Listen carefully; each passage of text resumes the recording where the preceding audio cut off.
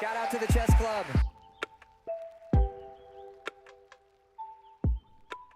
Good morning, everyone. How are you?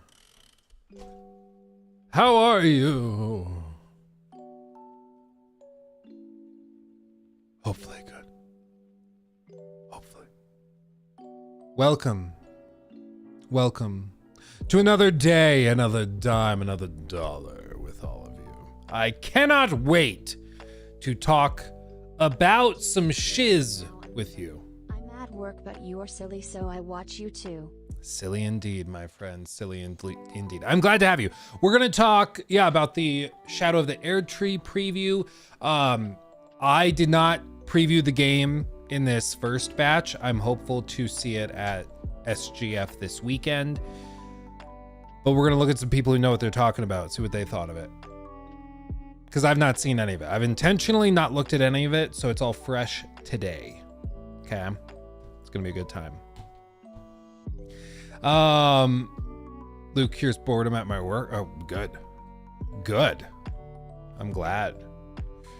I know it's in Luke's box. Yeah, I was gonna open it yesterday and then like film it, and I messed around with the lock, and then I was like, I actually think I'm pretty close to solving it. It's similar to another 3D printed puzzle I have somewhere, because I love this stuff. I love puzzles, and so I'll 3D print them and just dick around with them. But I'm pretty close, because what these normally are is that you kind of like, you solve it by unlocking like the front bracket, then the back bracket, and then you get to, or the second bracket, third bracket, and then you get to the fourth bracket, and you have to do everything then in reverse. So they make you kind of put everything above it back in its starting position to get the last bracket in spot that it needs to be, and then you resolve the front of it. So it's a similar puzzle to one I've seen before. I think there was even an escape room we did where they had a puzzle like this. So I got almost to the end of solving it as far as I can tell, and then I stopped. I figured we could finish it together. So, yeah.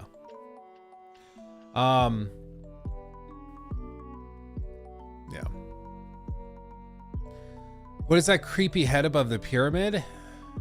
Oh, that's a funny story, and you're gonna be like, oh my god, Luke, what's what's your problem?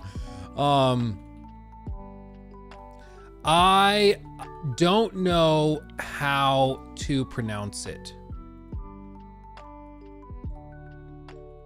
so I'm going to Google it, and I will let Google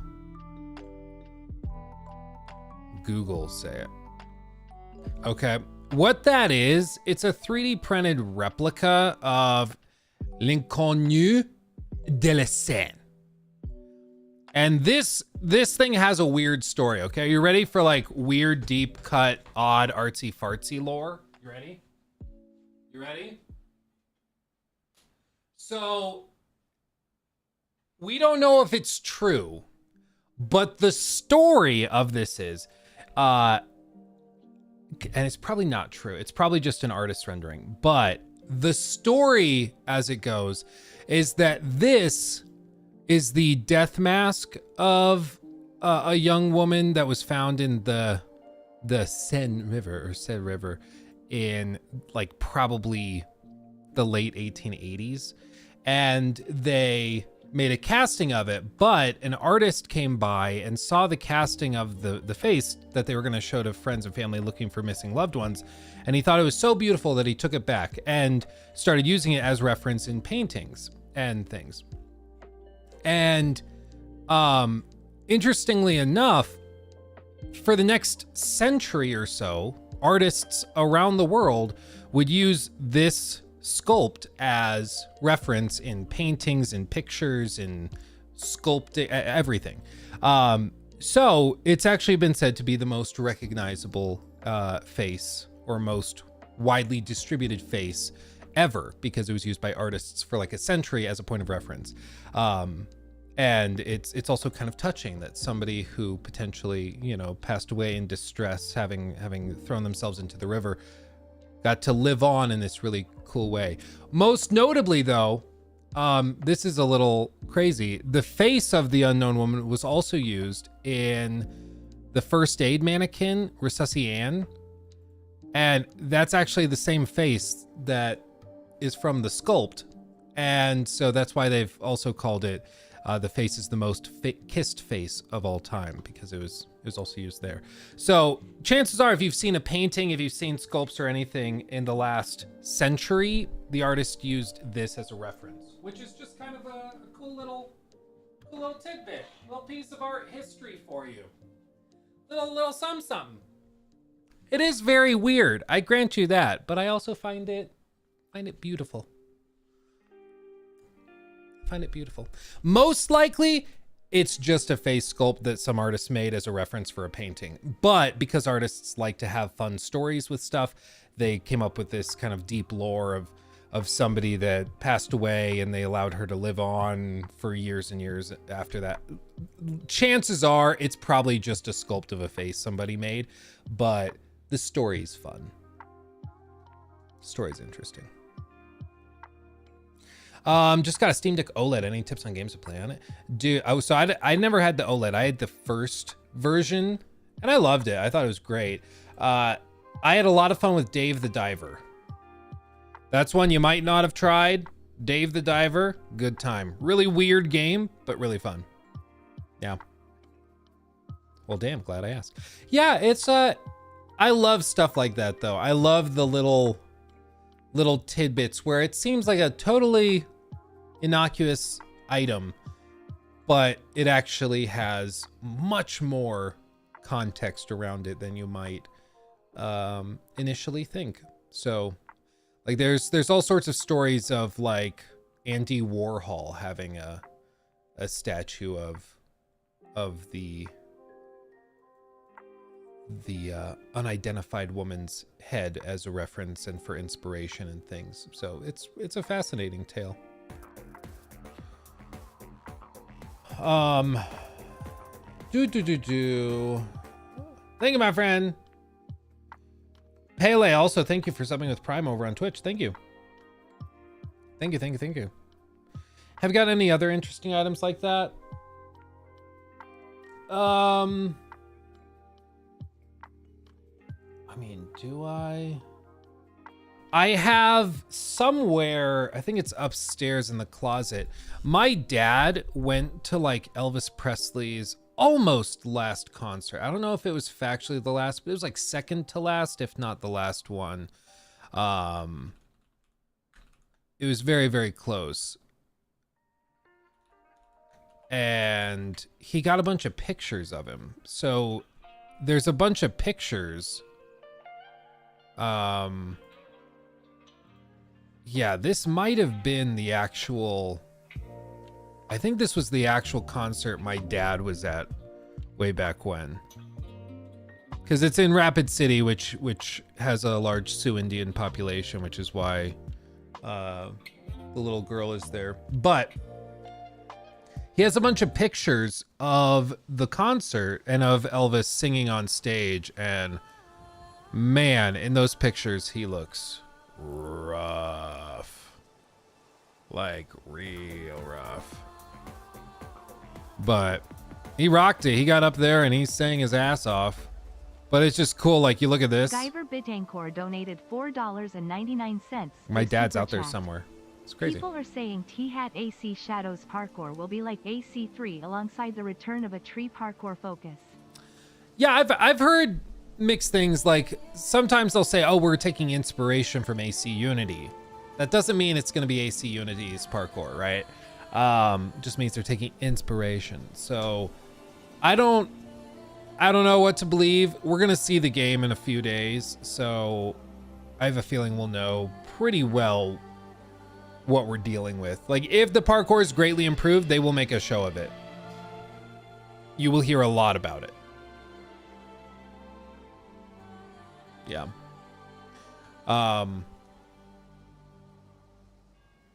But yeah, this is, yeah, my dad has photos kind of like this, where it's like very candid, just in the middle of the concert. He also has a belt buckle he got as merch at the concert. And it's this big gaudy metal thing. It's like got the holographic 70s sticker on it that just says Elvis, and it was like a belt buckle. That's the merch they sold at the concert. So yeah, fun little cut. But yeah, I've got that. Other weird little morbid things, I don't know, come back to me. I probably do have weird other stuff because I just find it interesting. I don't think I have anything else in the studio like that though.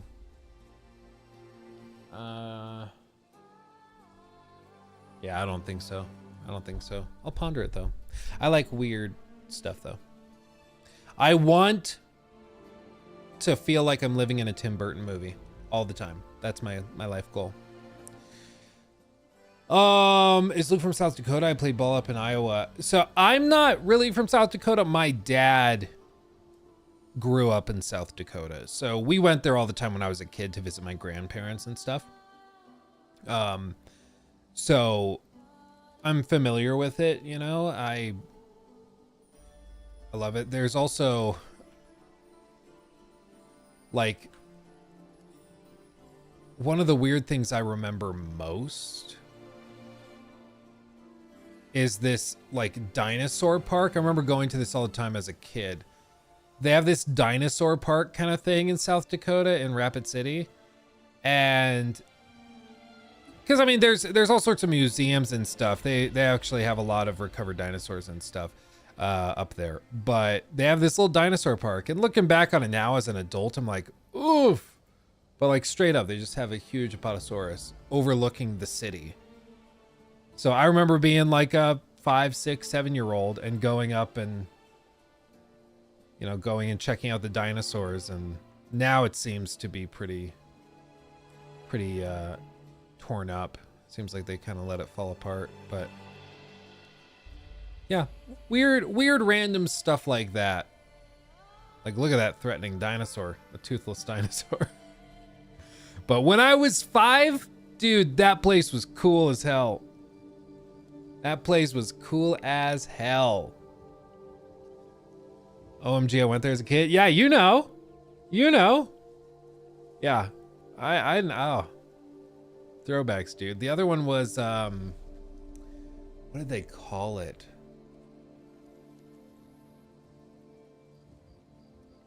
I think this is it.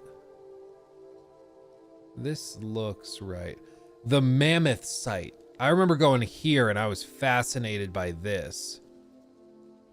It's a like museum where they're actively digging out woolly mammoths from the ground.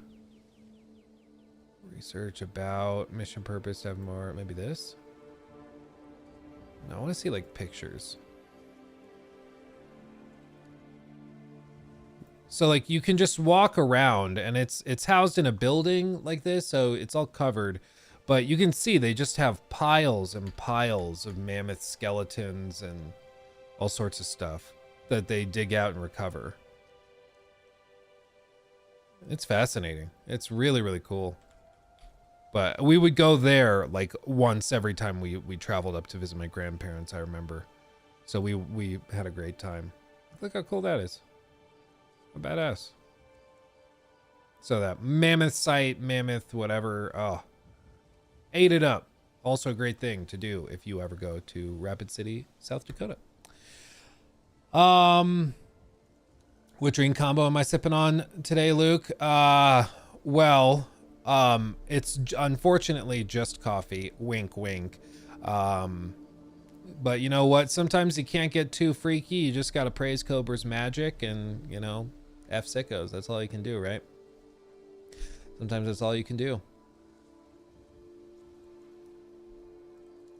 Oh, yeah, in LA, La Brea Tar Pits. Well, Aaron, I'm actually going to LA like tomorrow, so if we have time, maybe we'll go. Do you drink any energy drinks? I used to drink a lot of Rain. I have an unlimited supply of Red Bull available to me if I want, and I'm trying to slow down on those a little bit. But yeah, I love Red Bull. Tell you what. Yeah, praise Cobra's magic. I hope Ozzy Osbourne lives a long and healthy life. F sickos. Yeah. I would trade my dream clock tower Victorian mansion for Ozzy Osbourne to live forever. I'd be willing to do that. I'd be willing to trade my dream house so Ozzy Osbourne could live forever. Praise Cobra's magic. How did you get the Red Bull supply? I mean, it's all just shout out to my agent. He, Jake worked his butt off, and Red Bull doesn't really sponsor YouTubers or YouTube streamers, but they're willing to send you as much Red Bull as you want. Just let us know when you run out. And I was like, if that's not a sponsorship, what is a sponsor? Like, you're giving me unlimited Red Bull, and that's considered like, well, hopefully this will be okay. I'm like, that's all I wanted, man. The only thing that could have made it better is if they gave me like one of those little Red Bull mini fridges, you know? I don't even know if they still do that, but yeah, they just were willing to be like, yeah, just let us know when you run out. We'll send you more. And they do. Like, they send these massive boxes and like those pallets. I did the math one day and I was like, dude, each time I run out, they send me like $400 of Red Bull. It's outrageous. So it's dangerous though. Like, you get that much Red Bull and you're like, I can just have as much as I want. Like, if I want 3 today, it doesn't matter. But that's when you realize it does matter, and you shouldn't. You really shouldn't. Luke's gonna be a Valley girl for a few days. Dude, when we went to LA last time in November for that Avatar event, Jacob, we like show up, and Jacob's like, I just gotta change real quick after we get to the hotel. I'm like, okay. So he goes up to his room, and he comes back down, and he's like, in the most LA outfit you've ever seen. Like, white shorts with a big floral embroidered pattern on it, the white t-shirt, whatever, like full LA hipster. It's like, I had to dress the part. I was like, dude, you blend in right now. You blend in. I look totally out of place. You look native right now. It's like, I wasn't paying attention, man. he had it ready, you know? I spilled gravy on the shorts shortly after I returned. Classic Jacob. Yeah, that blows.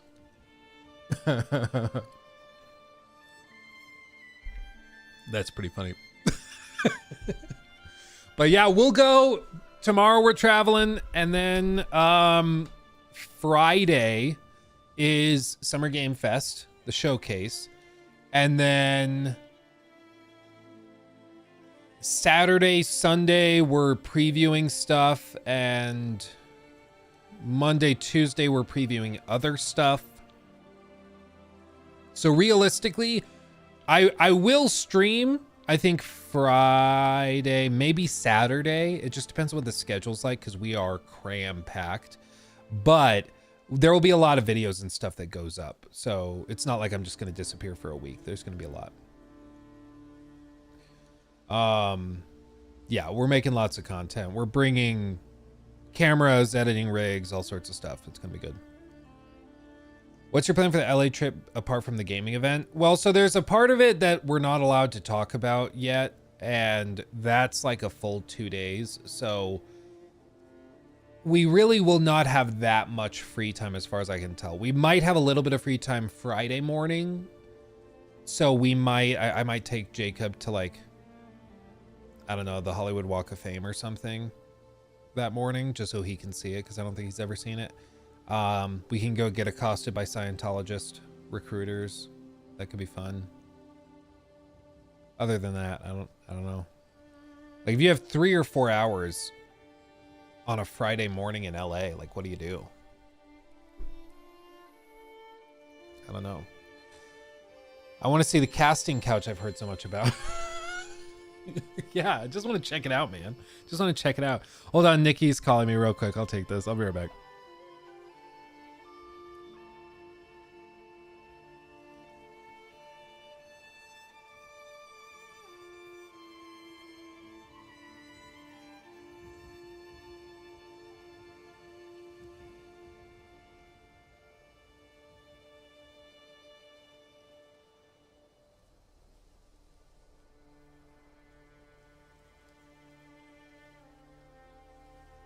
All right, fam. Everything's fine. We just dropped off the car we had a dent in it, so we dropped it off the shop this morning, and so we got a big rental car, and so we have to put the car seats back in. Nikki is distressed trying to get the car seat back in, so I'm going to go help her put Orion's car seat in real quick, and then I'll be right back. It'll be like a minute. It won't be that much.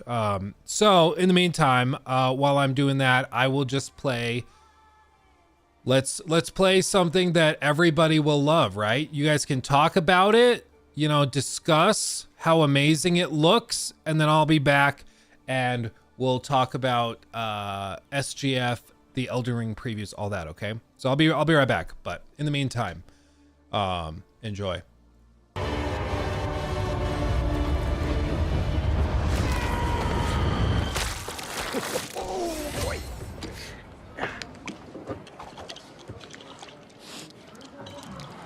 Oh, jukebox.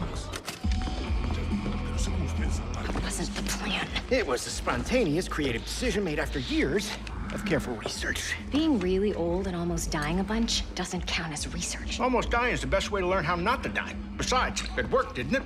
How much longer for the upload? A few more minutes. Hey, start time. Try it with hot sauce. You'll like it. Trust me. No. Do not trust him. Whoa. Where's this coming from? It's coming from you back on the ship saying, trust me, we're professionals. We'll stick to the plan. We can do this. And then, that. Pursuing free gunner suspects now on the run, causing downtime. That was not the plan. Technically, it was a plan. It just wasn't the same plan that we started with. If we don't leave with this blue light... Amar, we will. We will.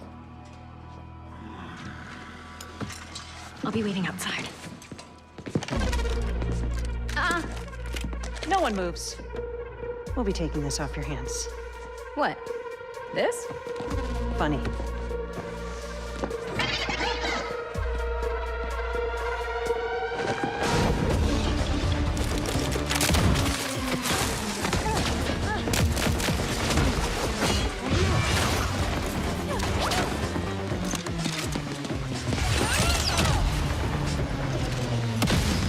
Slow them down a little for you. Meet at the rendezvous point. Wait, what? Where's the rendezvous? I didn't catch that. Copy that, Bill.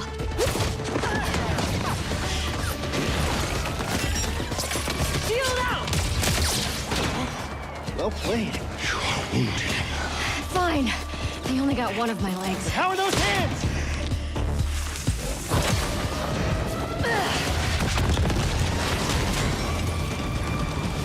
How bad is it? You're still mad at me? Lennox! Got him.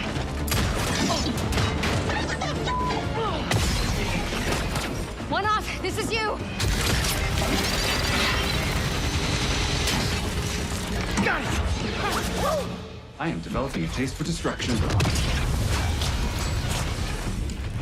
Goodbye.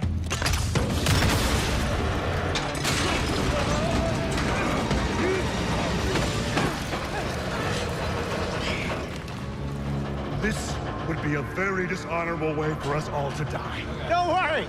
Nobody's dying dishonorably. And also, Wow, thankfully that trailer doesn't look like ass. Anyway. Zer989, thank you for subbing with Prime. Appreciate you. It's okay. The car seat, you have to like click it in. Hold on. Let me answer this. One more second, okay? we're bringing this back with us. Hey, Mark. What are you doing? Getting us to the rendezvous point.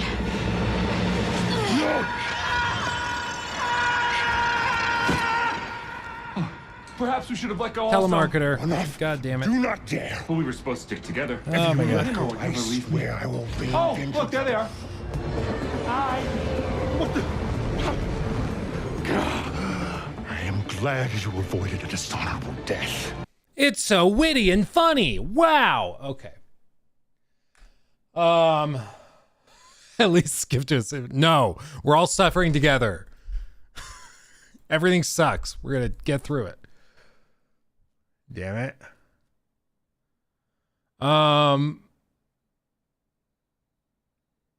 Okay.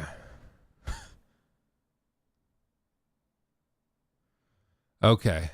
You guys ready to look at the Elden Ring DLC previews? Ready? I haven't seen anything about it. Yeah, sad to see you putting your wife and child above your audience. Be better. That's the classic like Twitter reaction where it's like, wow, be better. You should be better than that, Luke.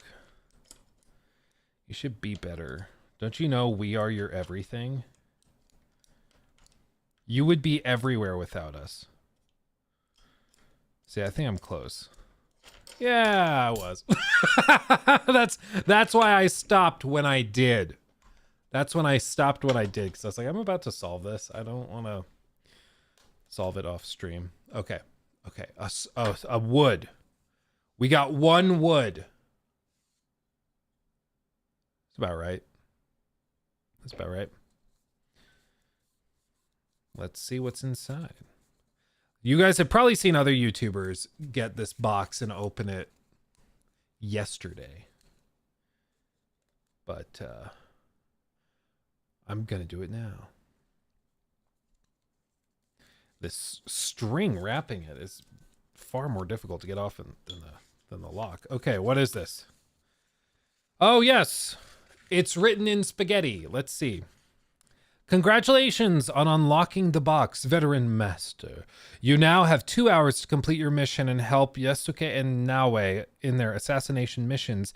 They need to find who, where, and how their targets have to be killed. Apprentice shinobis and samurais have gathered important information earlier and have also found intel for the riddles you have to solve. Do not forget them. Good luck. Okay. What is this riddle? You guys are going to solve it instantly.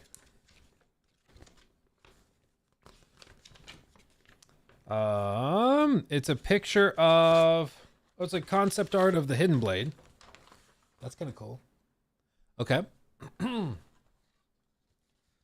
Concept art of the Hidden Blade. And I'm guessing this is like the in-game map. Oh, look at that. Golly. That's huge. Takeda Castle, the Kuno Mine.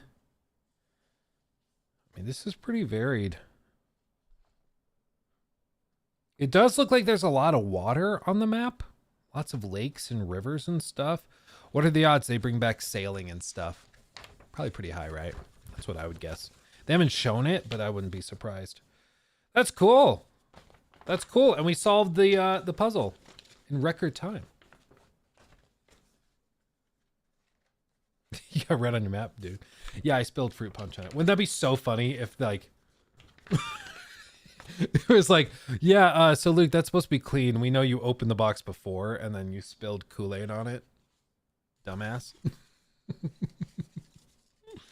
That's cool. I'm definitely going to be repurposing this box too, because that's actually a pretty good puzzle. I'm going to use this in my D&D campaign I'm running because it's just a really solid, well-built puzzle. Getting it back together is going to be another question, an animal, but that's a problem for another day for Luke. That's super cool. That's super cool. I love this interactive kind of thing where like they do something physical to promote their game instead of just like, oh, here is another cinematic trailer. Have fun. Like this is actually something unique and fun. So shout out to Ubisoft for sending that over. That's super cool. And unique concept art of the Hidden Blade. We will investigate that further later, I would imagine. Bottom of the phone, there's like, oh, did I not see it?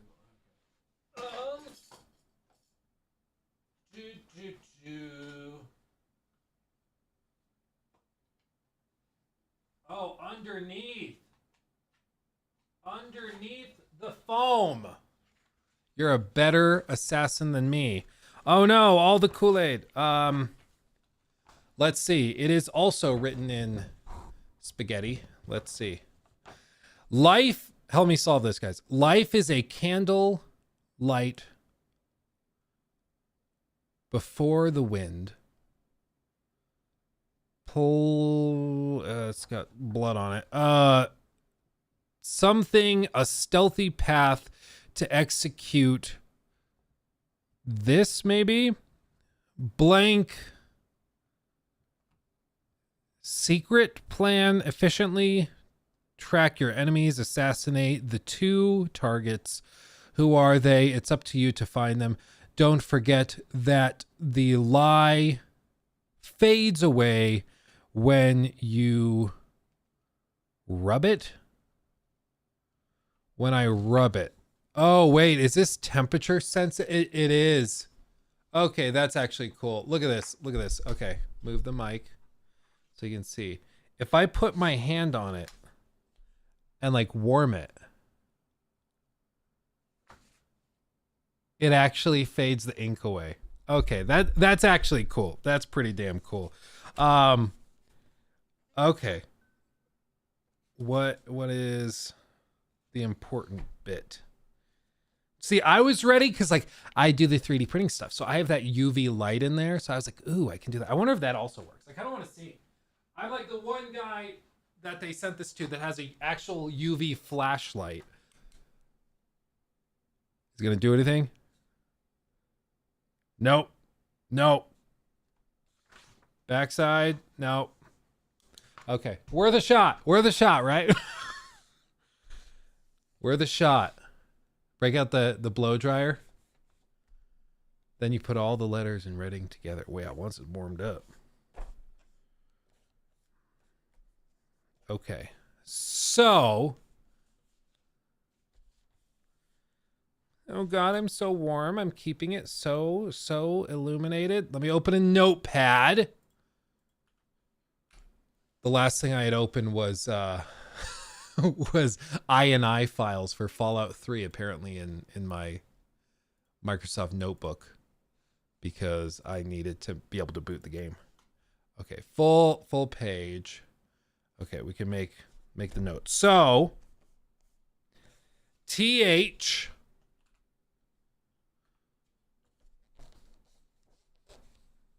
E T, I think. Or it's a 2.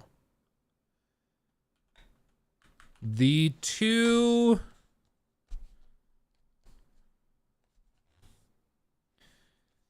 B.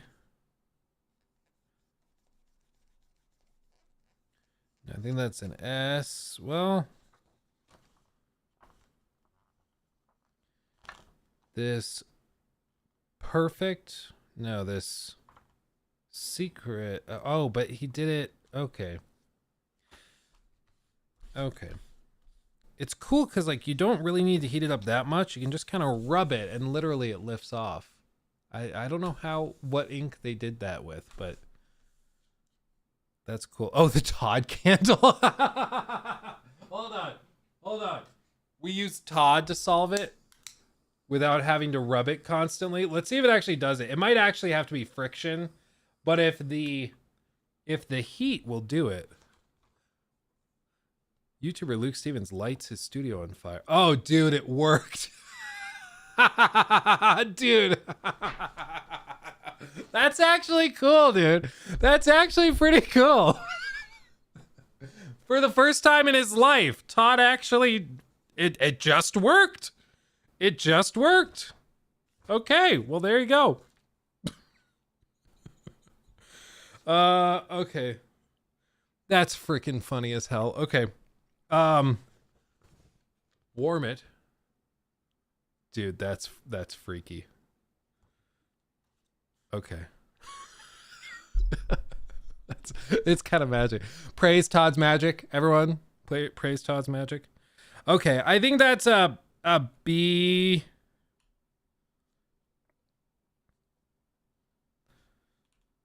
O-U-N-O.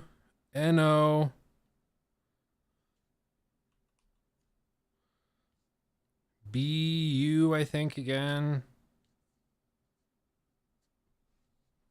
N-A. GA. I don't think that's right. Oh, wait. The two Obunaga. Balone.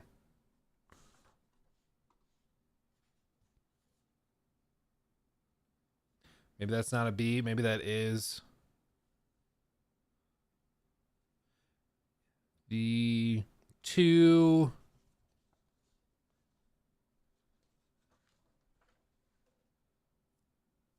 Is that supposed to be an O? Is that what you're telling me?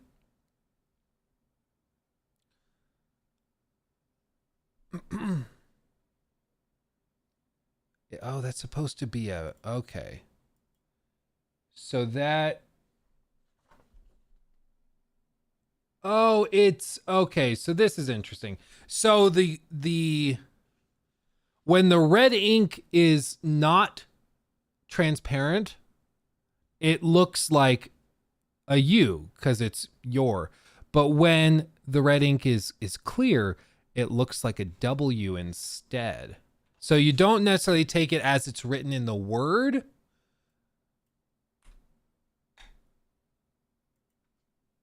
but instead you can do it like that. And then I don't think we do still have an N.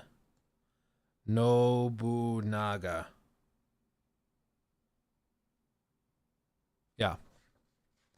The two below Nobunaga.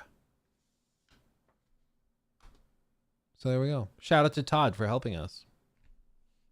That's actually low-key really cool. That's, I mean, that's actually, and who was it that told us we should try the Todd candle?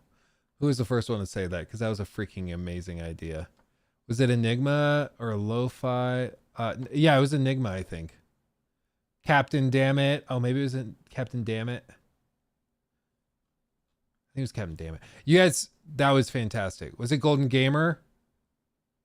Whoever said that's a genius and brilliant and stunning, brave and beautiful. You are all fantastic. So the two below Nobunaga. There we go. But I mean, this is way more fun than just like another cinematic trailer, you know? It's way more fun. And then on the map, was there anything labeled under his name? I don't think so. What about this? Does this paint change color? No, I don't think so. I think I'm just about to light a piece of paper on fire.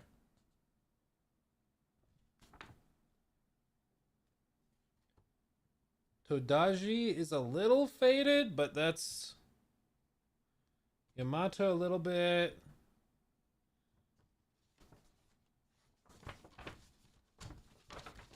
Okay.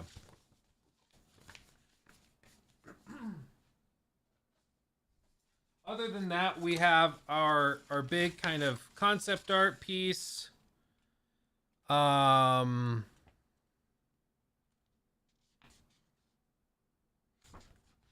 Let's see, anything too fancy on that. And then we have this one, which is like the concept art of the hidden blade, but it also does not seem to have, I mean, it has symbols and stuff on it, but it's one of those where it's hard to tell if it's just like thematic symbols or if it's symbols that are meant to like be decoded, you know? Like when you're in an escape room and you don't know what's part of the puzzle and what isn't, you're like, maybe. Can you imagine? Can you imagine if I was like, so Ubisoft, thank you for that gift. That was awesome. I tried to solve it. And one of my viewers had a great idea to use the candle to heat it up. So I thought, what is the ultimate way of revealing things? Fire. So I burned the entire box and everything inside. Where was the clue? I think mine was broken because everything just burned. Like there was no clue after the fire went out, like at all. Really weird. Really odd.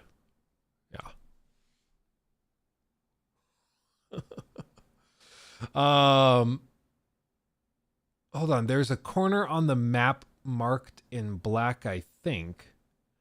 Place the box on there to show where the targets will be.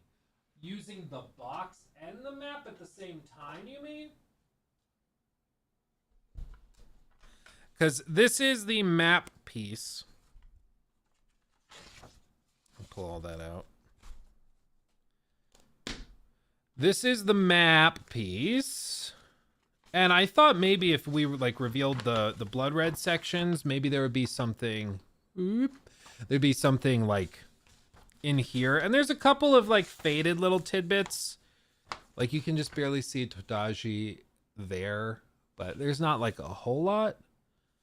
Oh, you are right though. There's a couple.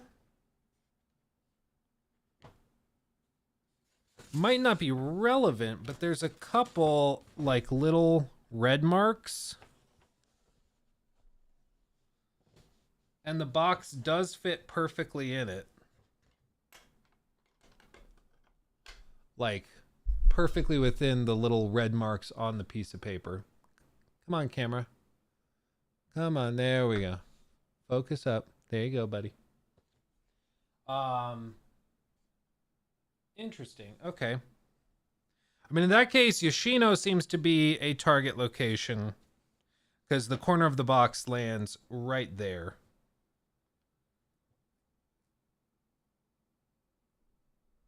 I'm trying to see if there's any other marks. The other corner ends up off the map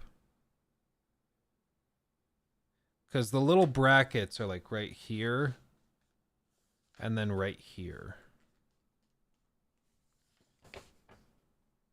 But they're very, very faint.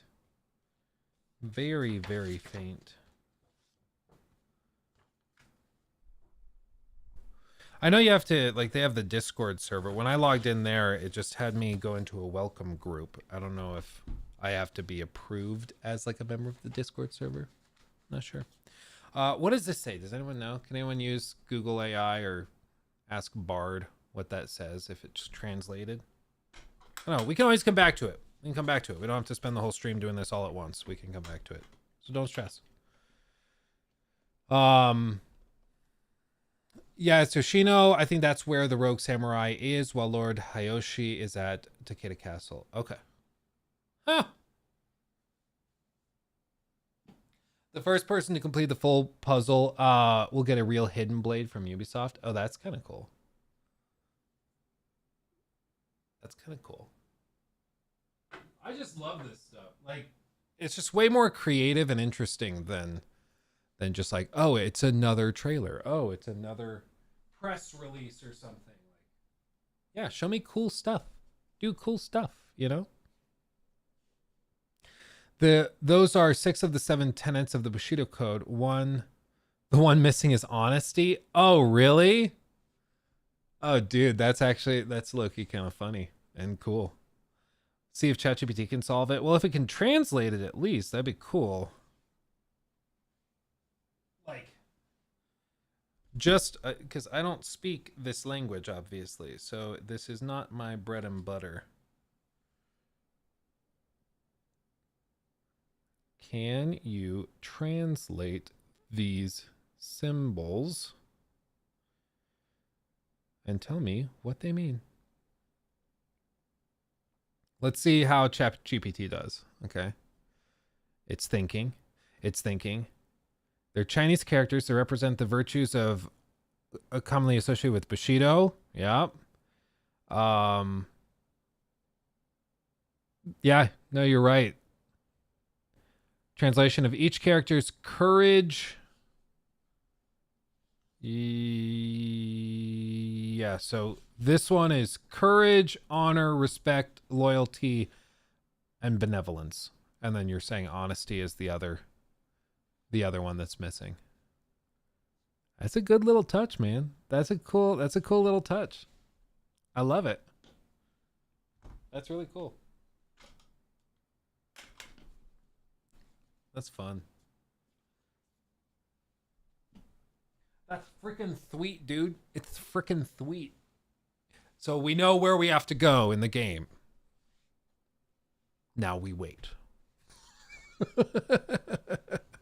Now we wait.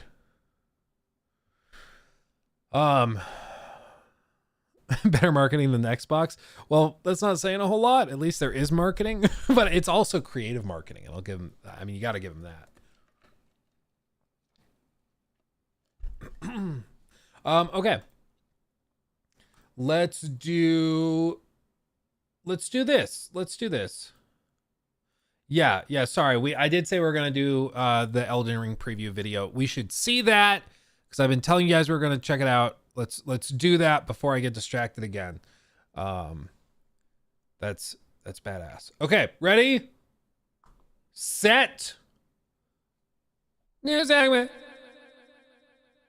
So, yesterday, on the day of our Lord, June 4th, 2024, a handful of creators got the chance to publish their previews of the Elden Ring DLC, Shadow of the Erdtree.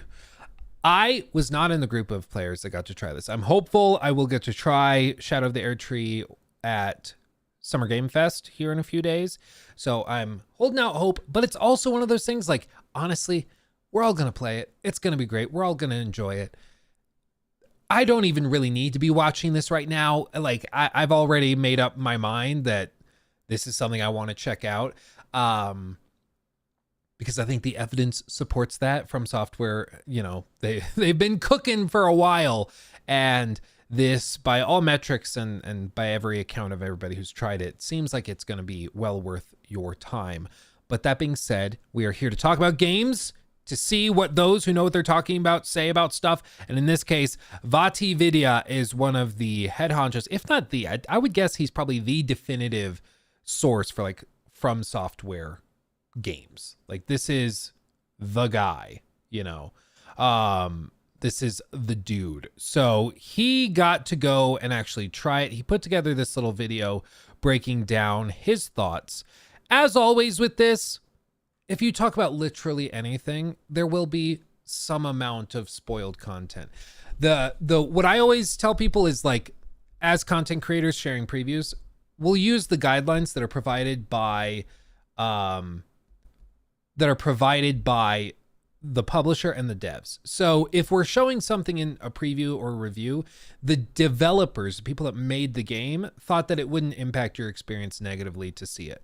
So, and then in addition to that, usually as the creator, like a lot of us will go an extra step and not show you some of the coolest things we saw just to not spoil those cool reveals that even the devs were comfortable showing. So as always, if you want to just go totally in, like, if you want to go in with nothing, no information, totally blind, yeah, you should be in media blackout. I don't know why you clicked on this stream clip or anything. Like, probably shouldn't even bother. But if you're interested in seeing what the DLC has to offer, this is where you can check it out. And I would just remind everybody that the devs felt like everything that Vaati's been allowed to show would not be disruptive or would not spoil anything. So I would not stress it too much. So let's see what this is like. I've not seen any of this. I know people had a really good time and said that the DLC was quite difficult, but beyond that, I don't know much. Miquella's cocoon, you're transported here to a small cave that opens up to a view of this, what they're calling the Skadu tree. Then you look to your right and you see an old man baking apples. Then you're given a glider and you leave the Great Plateau. And underneath this is an open plain. It's called the Spirit Grave Plains, and it's pretty huge. We had 3 hours with the game, but I only had time to explore a fraction of this. We were told that there were 2 legacy dungeons in this area, so finding those became my first objective. I managed to beat both of the end bosses of those legacy dungeons, and I also took down a ton of notes, so I have a lot to share with you guys today. This isn't my footage, but I did the exact same thing this character is doing now, which is to go right towards the Wicker Man in the distance.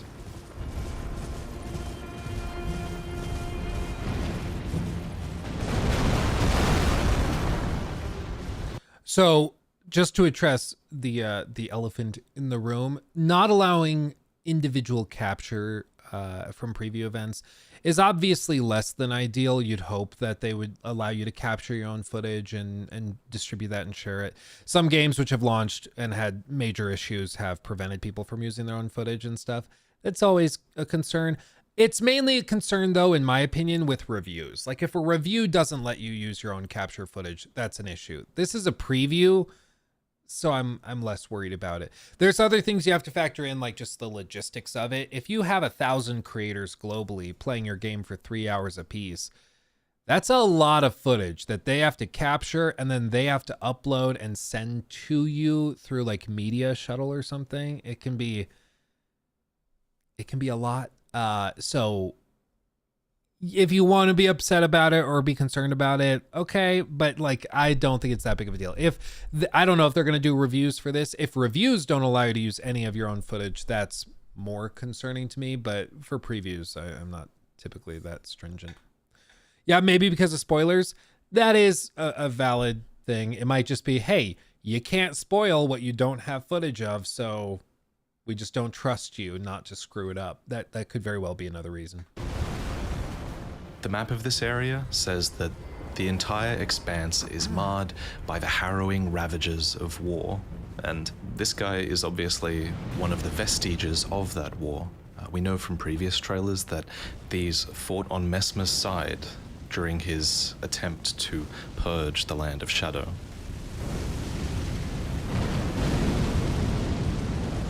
You know how everyone fights the Erdtree Sentinel as soon as they first start Elden Ring? This is a lot like that. This boss takes like no damage, and I think you'd probably be better off fighting him later on. So that's what I did. I bravely ran away towards this area that you see ahead of me. This is a crossroads. It's an intersection between Castle Ensis on the right and Bellarat Tower Settlement on the left. Little did I know though, the fire giant was still aggroed onto me this entire time, so he came up behind me and killed me while I was talking to these two NPCs. Lol. Fie, another. Treading the heels of Miquella. Then, as that woman would surely say, we are in our purposes well aligned. But understand, your kind are not forgiven. The Erdtree is my people's enemy. By Marika long betrayed, set aflame. I believe. One thing I did see is that Video Game Chronicle, they said that their all the characters they had as templates for the preview were level 150. And they went into this and had a lot of trouble. So if you are in a spot right now, we still have time for you to grind and figure it out. But just be ready that you're probably going to need to get your character pretty high level, minimum 60 vigor. Like beyond that, you need to have your weapons fully upgraded, all that. Like, just be ready, because it seems like this is certainly considered to be an end game DLC. This is not like one of those split off halfway through the main story and try it. No, this is like you need to be ready to go. Leave Miquella's apologies when he says our delivery will come. But never will I see your One sec, I'm getting worthy. a call again, so give me just a minute. Okay, so Sorry, that character- everyone. I'll be right back. Golly.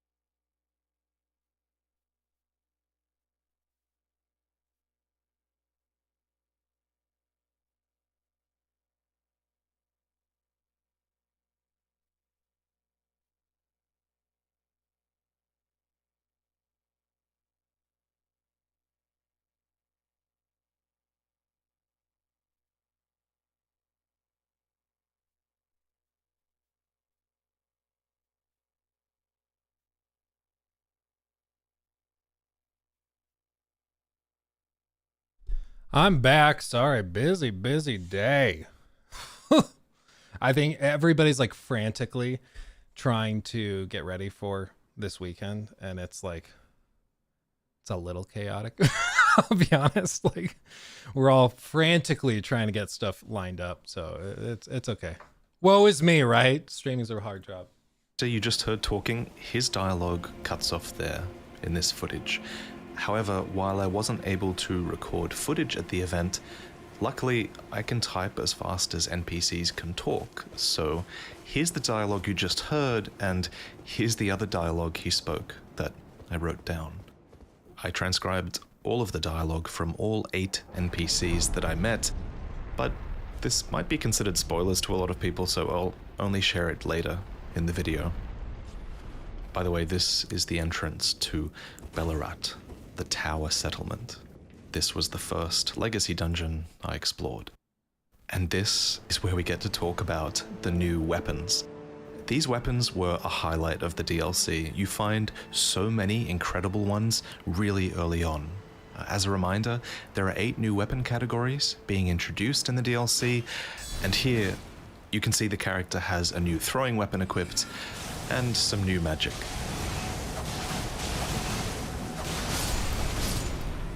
Now the character switches weapons to equip the Dryleaf arts, a new type of hand-to-hand combat. Okay, that's actually really cool. Well, it's larval tears, right? That's what you need for respecking. So my question, like, I was that guy that respect a dozen times to just try out different end game weapons and stuff. So I'm wondering if they're going to give you the ability to like get a lot more larval tears to be ready to go.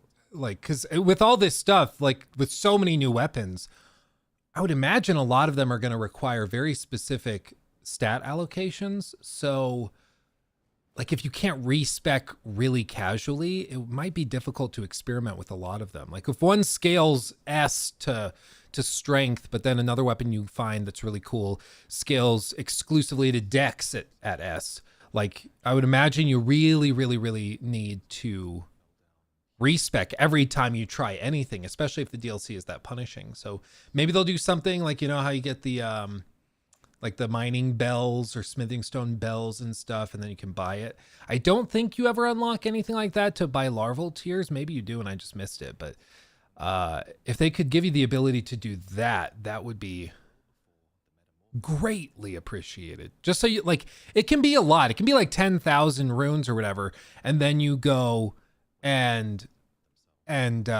respec from there. But I mean, I guess endgame 10,000 runes is not that much at all, but you get what I'm saying. Like, I think giving you the ability to buy larval tears would be great.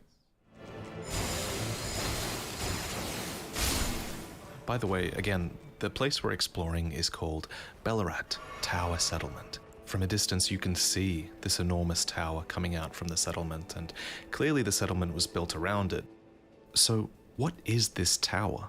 Well, I found an item in this area called the Bone Bow, which imbues arrows with vengeful spirits, and it explains how the tower was once a place for ancient hexing arts.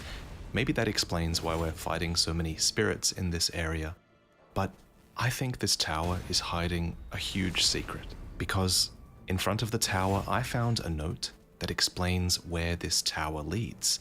Apparently it leads to the Gate of Divinity, which I think could explain the very nature of the lands between, as well as everything we saw with Marika in the previous trailer. So the tower is our objective, but to get there first we have to defeat the divine beast that guards it. Oh baby!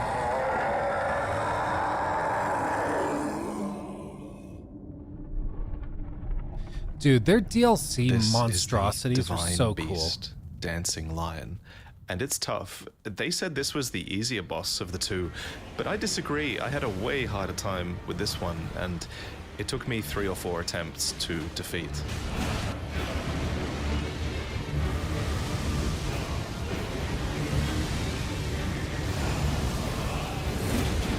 Oh baby. Briefly here, we see the player use a new weapon, a thrusting shield, but there are some attacks you can't block against.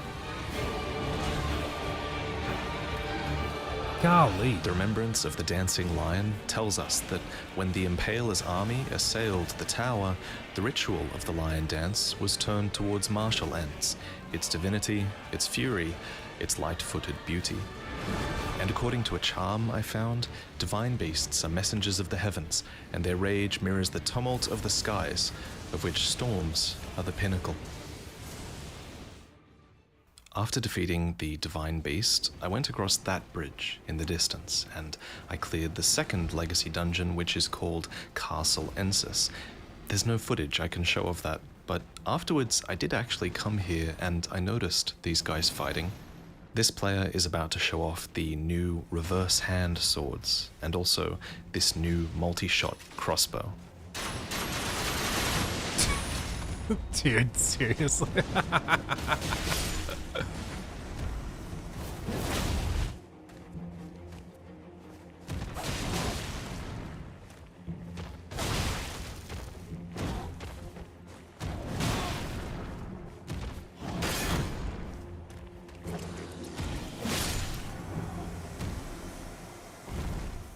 So this player is about to make their way into a nearby dungeon.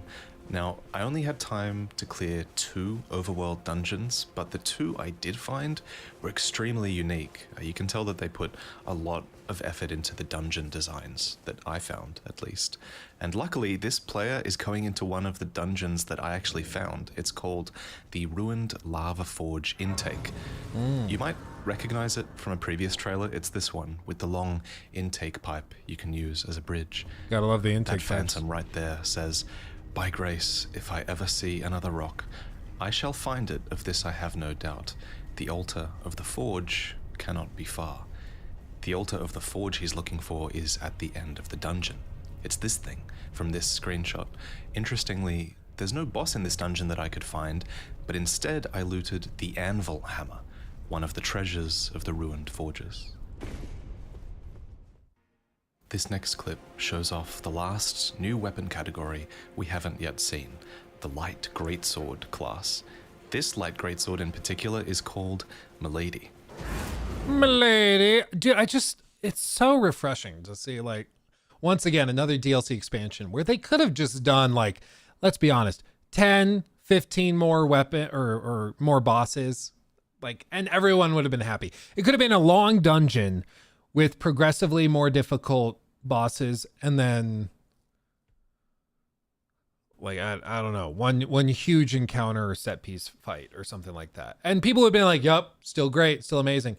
But From Software just casually comes in and is like, yeah, we're going to give you, like, basically a whole new chunk of the map and like 100 new weapons, and like not just new weapons, like, oh, it's a sword, but this one's purple. Like, no, totally new archetypes and everything. It's wild. It's wild. It's so refreshing.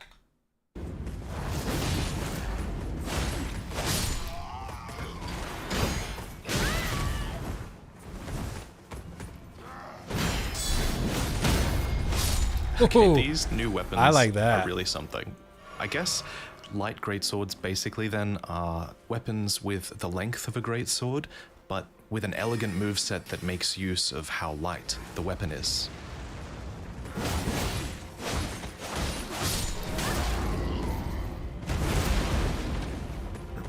Dude, even the grunts are doing that ground slam. Oh, get ready. Get ready. Yeah, it's like Elden Ring 1.5. Well, it's basically like, it's kind of what Phantom Liberty was, you know? I think most people would expect for a DLC, they would expect like a Hearts of Stone or a Blood and Wine, like for The Witcher 3, where it adds 10, 15, 20 hours of gameplay. And it's the same gameplay as the base game. Maybe they do some stuff like Blood and Wine did, where they kind of add a secondary, they do a secondary kind of skill tree that's specialized and adds different mutations and stuff. So they could do something like that.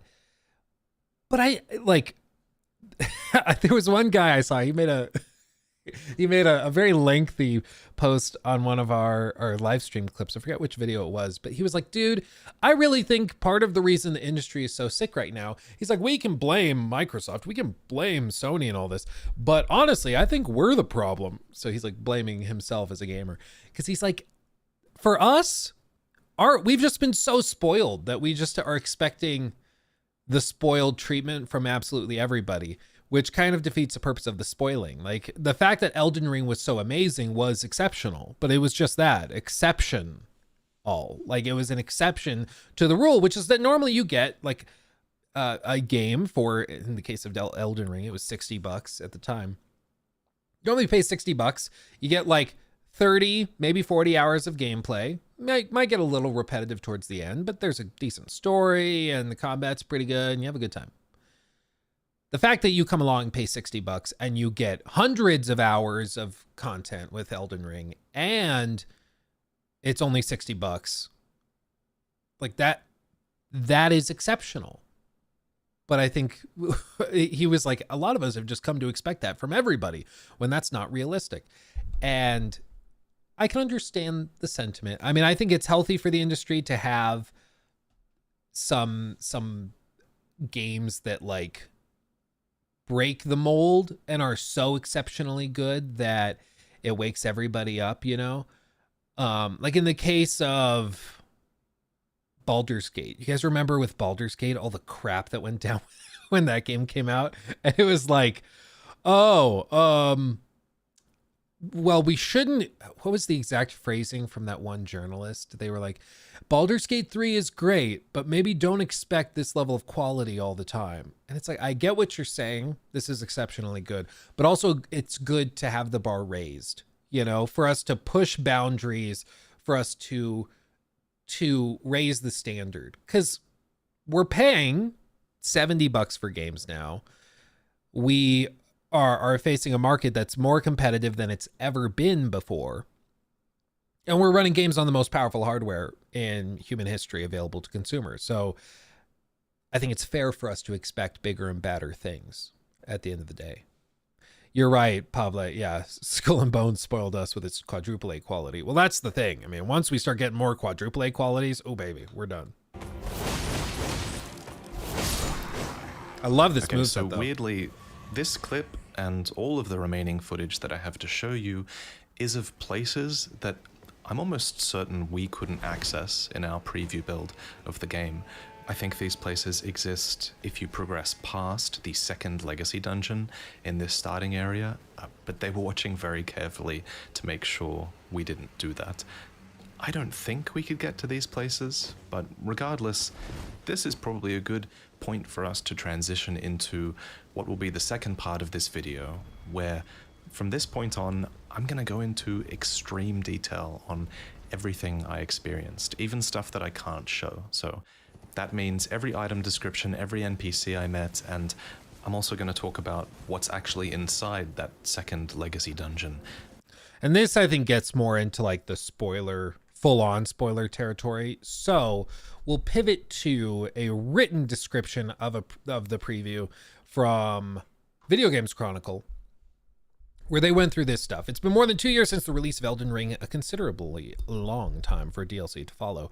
So, although the open world action RPG is From Software's biggest game to date, with many players still combing for its secrets and besting its fiercest bosses, those of us who haven't returned since launch may be feeling just a little rusty.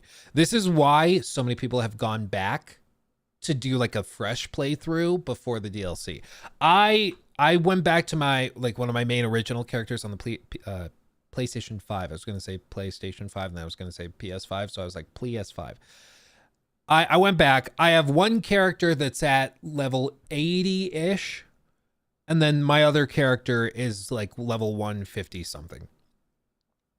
The level 150 something character, I straight up have like run out of things to do. Every boss I've beaten, like, as far as I can tell. I'll occasionally come across one I haven't fought yet, but I've pretty much cleared out everything that the game has to offer before going into New Game Plus. I'm not going to go into New Game Plus because then the DLC also scales to New Game Plus, and then you're kind of screwed. So at this point, I'm just going to wait and then bring that character into the DLC.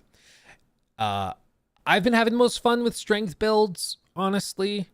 My level 80 character is using that like big cinder block on a sword hammer thing.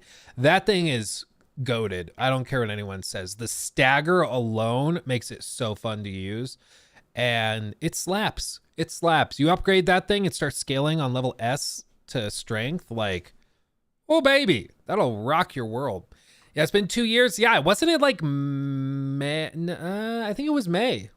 I think May of 22, right? That's when it launched. Elden Ring. No, February. That's right.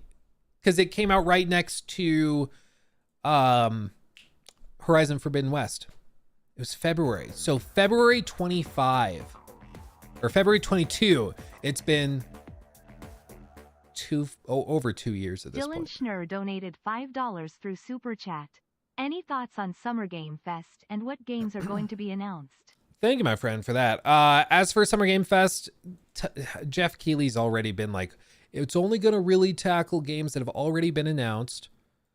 So I'm not expecting SGF to have any big announcements. I think at SGF, we probably see maybe some EA stuff, maybe whatever Hazelight's been working on. Then that's a maybe.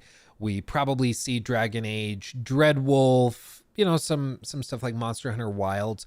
But the big thing is, like, this coming week, we'll see a lot. Whether it's at SGF specifically is up in the air. Because Xbox, if anybody needs desperately to have a show get hit out of the park, it's Xbox right now. So I fully expect that Xbox is going to come out swinging with every announcement, every trailer they can possibly come up with. That'll be my expectation. Now, if they don't and they play it super safe, I think that's a blunder, because already morale is so rock bottom. It's bad.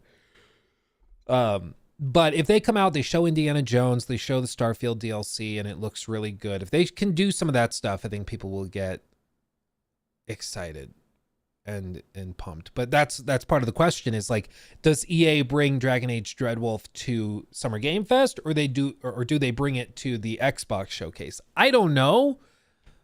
But either way, we'll see it, you know? So I think in the next week we'll see a lot of stuff. But as for whether it's specifically at Jeff's show, I don't know. And no, I don't expect to see anything GTA 6 related for a while. I mean, at this point, it's late next year that it's coming out, so it's probably not getting, like, we'll probably get a little teaser in December at Game Awards or something, and then after that, probably nothing until like later in the spring. I think they're just gonna sit on it till it's ready, and then they're gonna blast it everywhere. So just be ready for that. When is Xbox Showcase?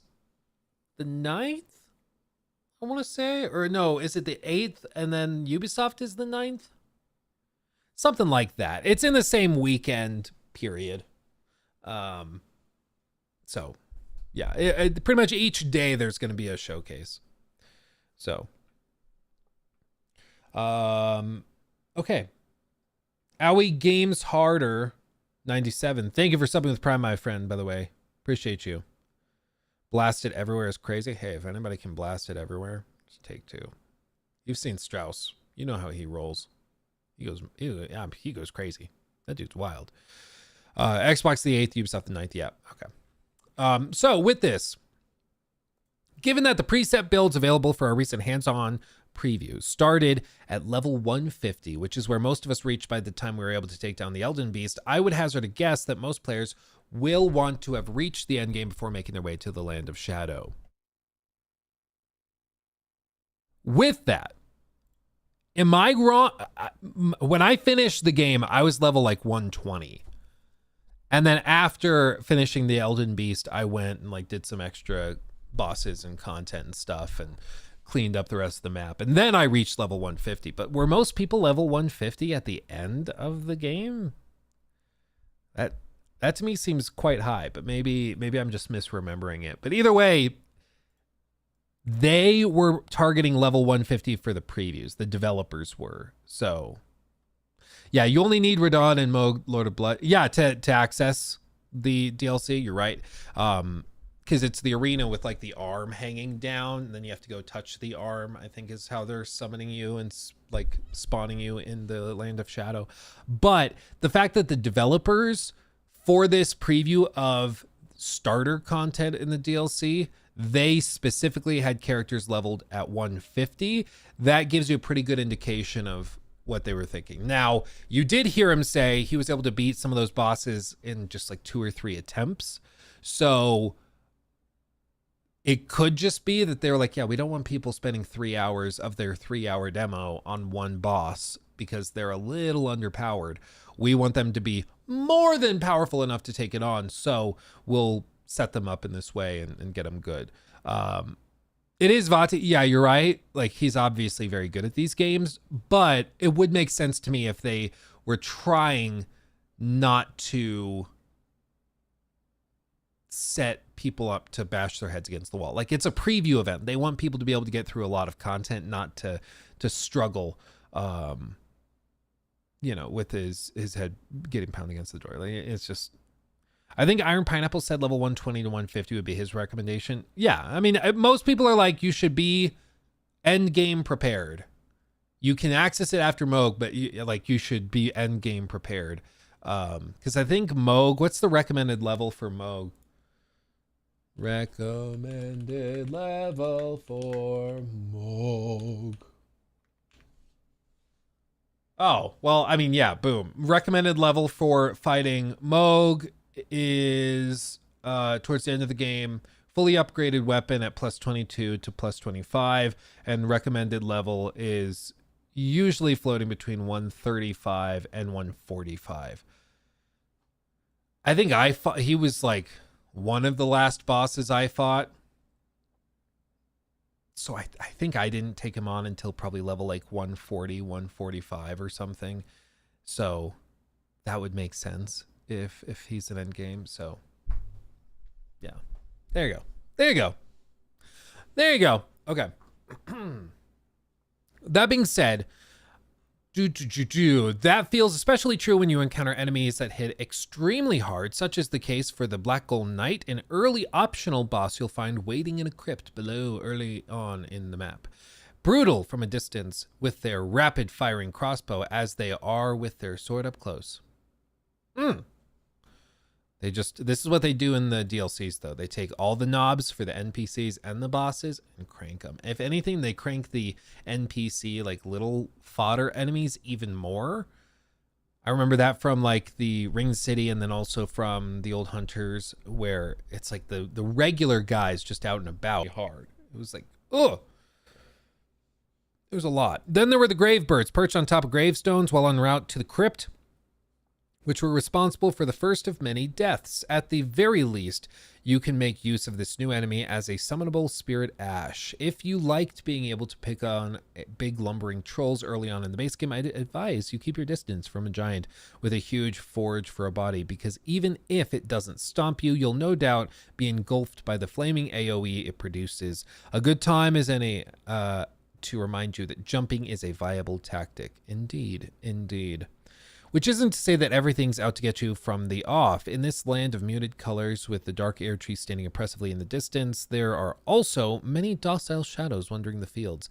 A forlorn sight that also makes for more low-stakes punching bags to practice on. Ooh, look at that shield. Ooh, I love it.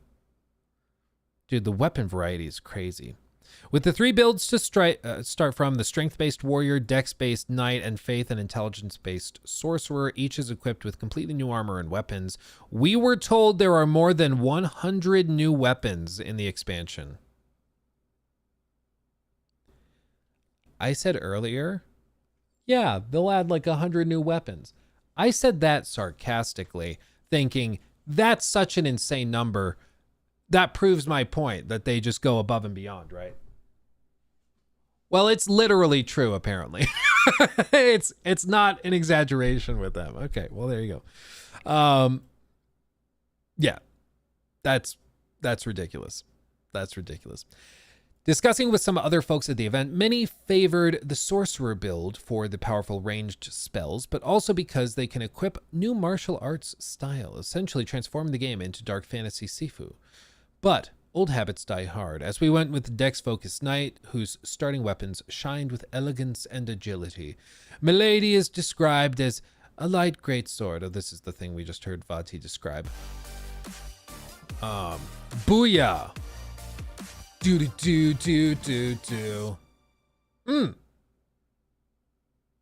Sebastian Fuentes donated $10.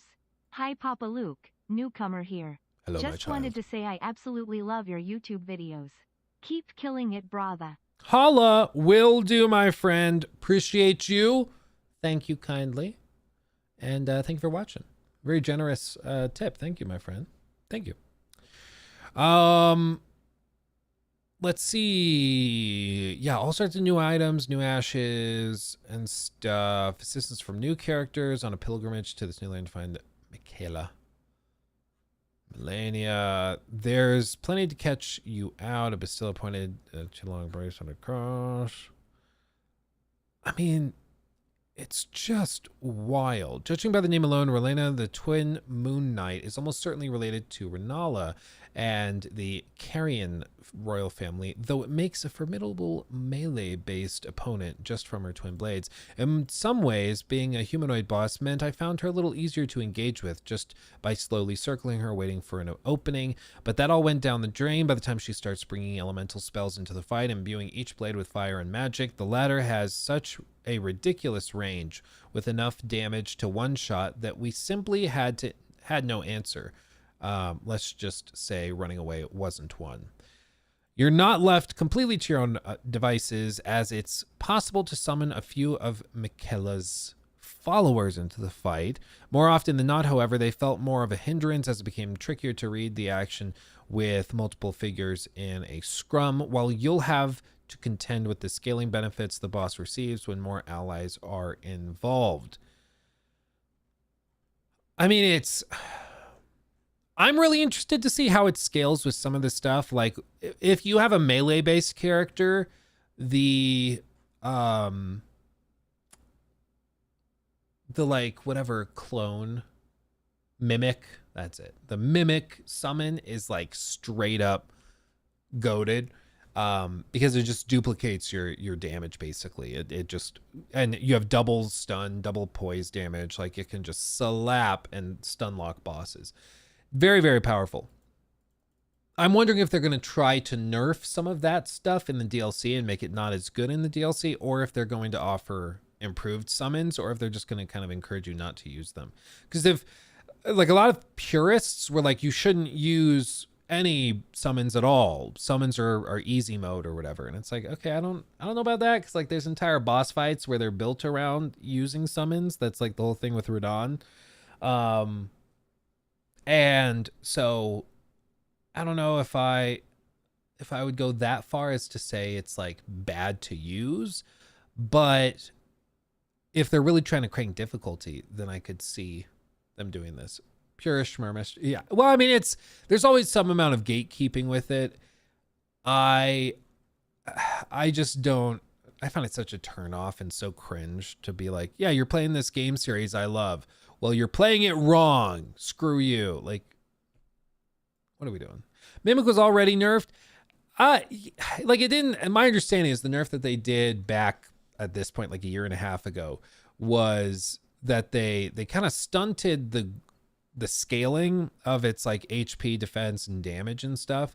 So it used to be like at fully leveled up, it used to be just a straight clone of you, but then after they nerfed it, it was a good bit weaker than you, but it's still damn powerful, dude.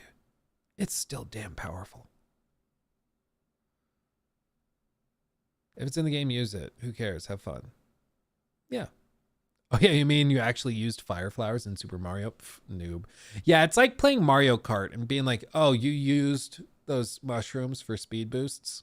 Pff, I guess if you need it. It's like, well, I mean, it's in the game, so there's that. That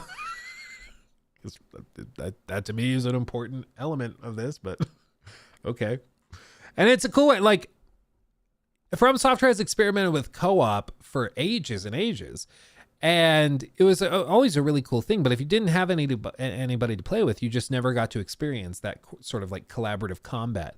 And I think for a lot of bosses, they built them in a way where it can be important to have something pull aggro for you while you set up maybe backstabs or whatever else. So I think that summons were their way of sort of fixing that and offering a solution where you can basically play co-op without having to actually be playing online co-op.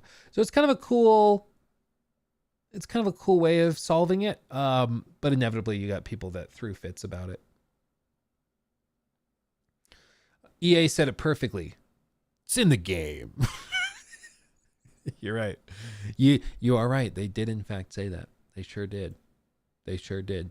Let's do this. We should mention this.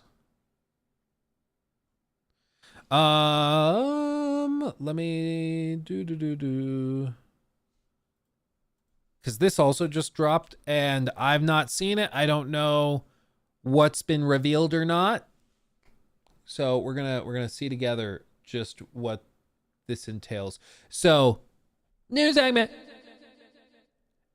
In case you missed it, Hogwarts Legacy is getting its summer update. This has been talked about for a while. They've tried to not walk it back. They've tried to couch expectations. Like they don't want people to expect this to just all of a sudden introduce like Quidditch and there's a new land. Like this is not an expansion. This isn't a second game. This is a summer update with some little stuff added and tweaks added to improve it. But not a whole lot beyond that. And oh god, excuse me. I'm so sorry.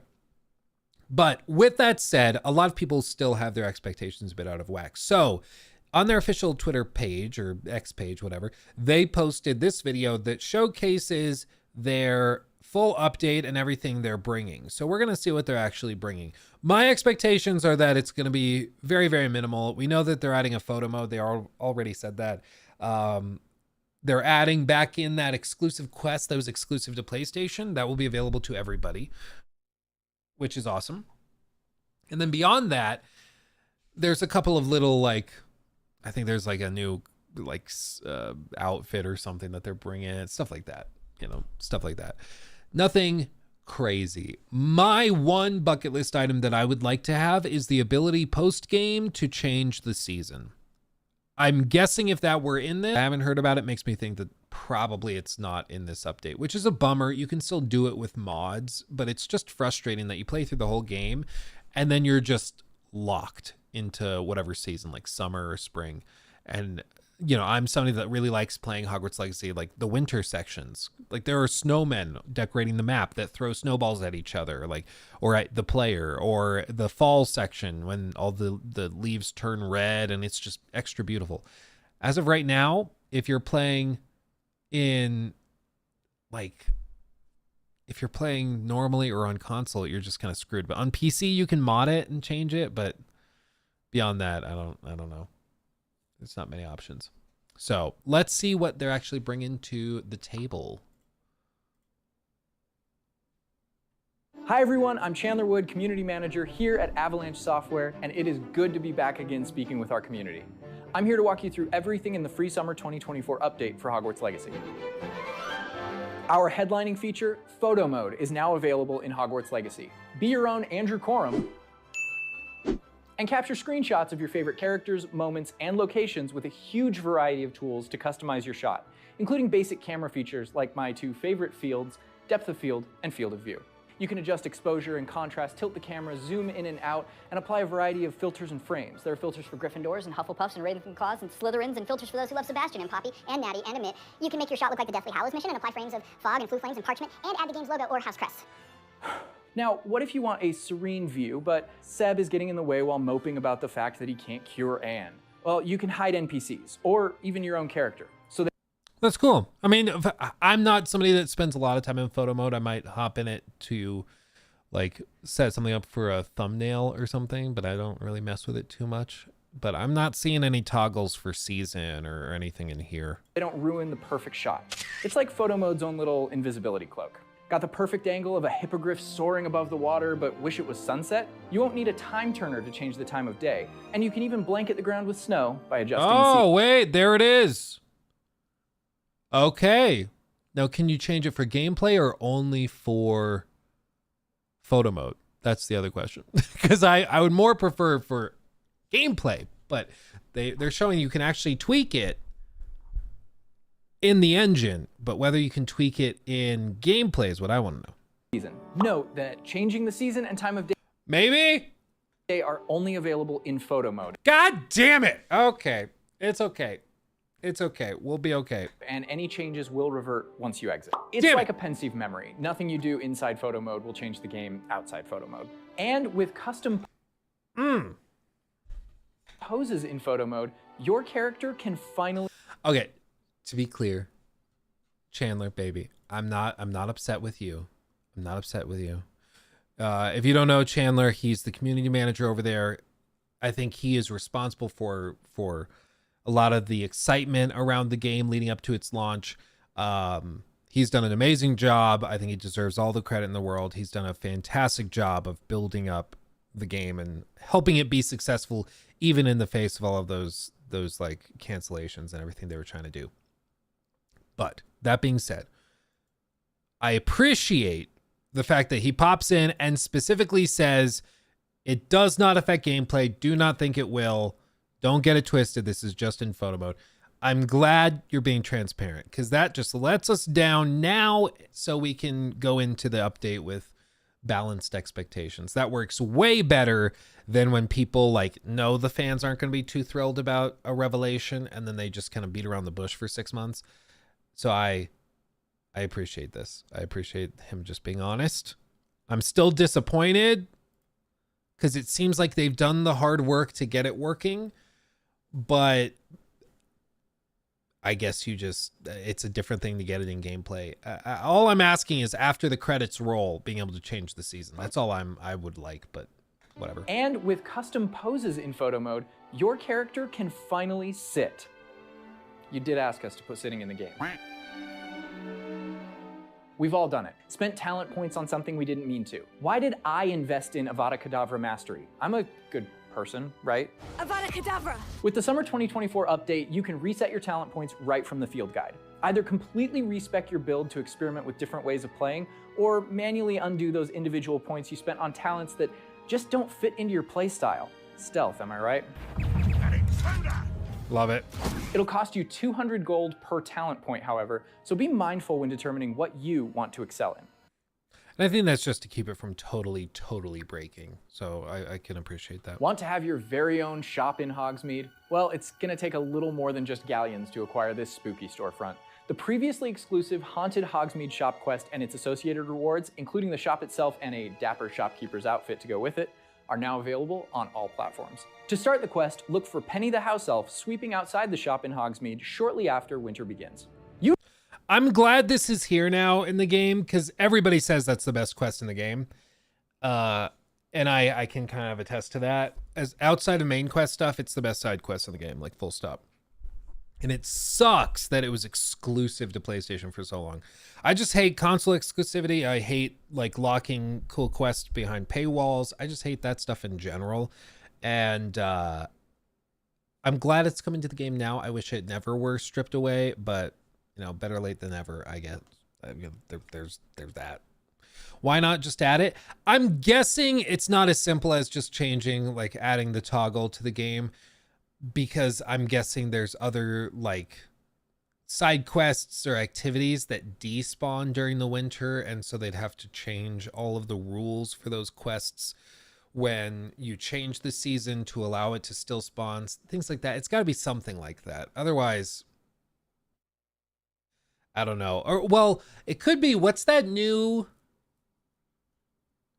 added area? When do you get to that additional area of the map? In the southeast corner of the map? You know what I'm talking about? Along the coast? Do you get there after winter? I think you do. So maybe it's just that they don't have that part of the map winterized.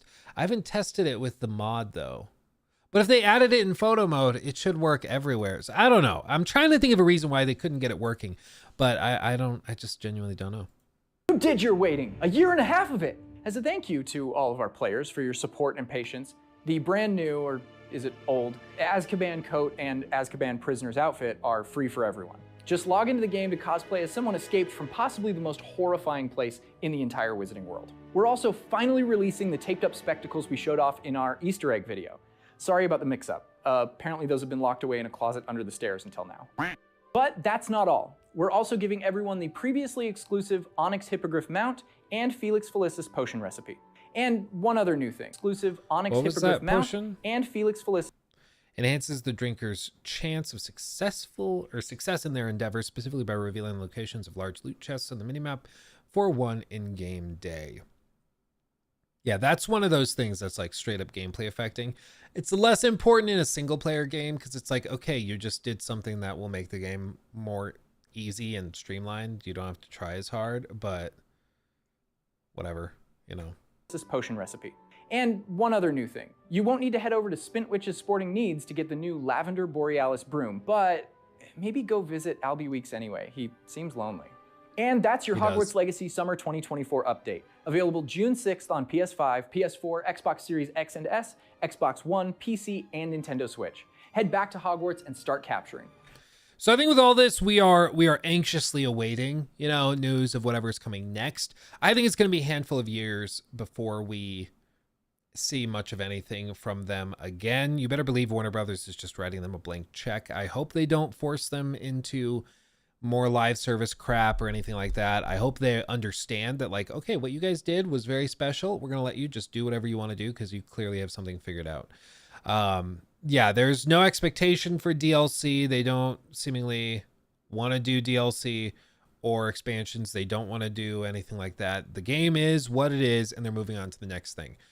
Next thing, probably whatever the sequel to this is.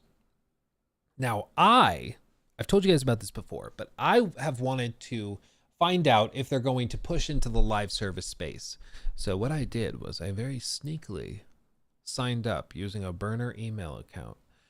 And I signed up for email alerts for Warner Brothers Avalanche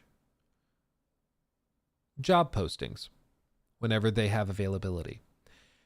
So whenever they post a job, I get an email about it asking me to apply.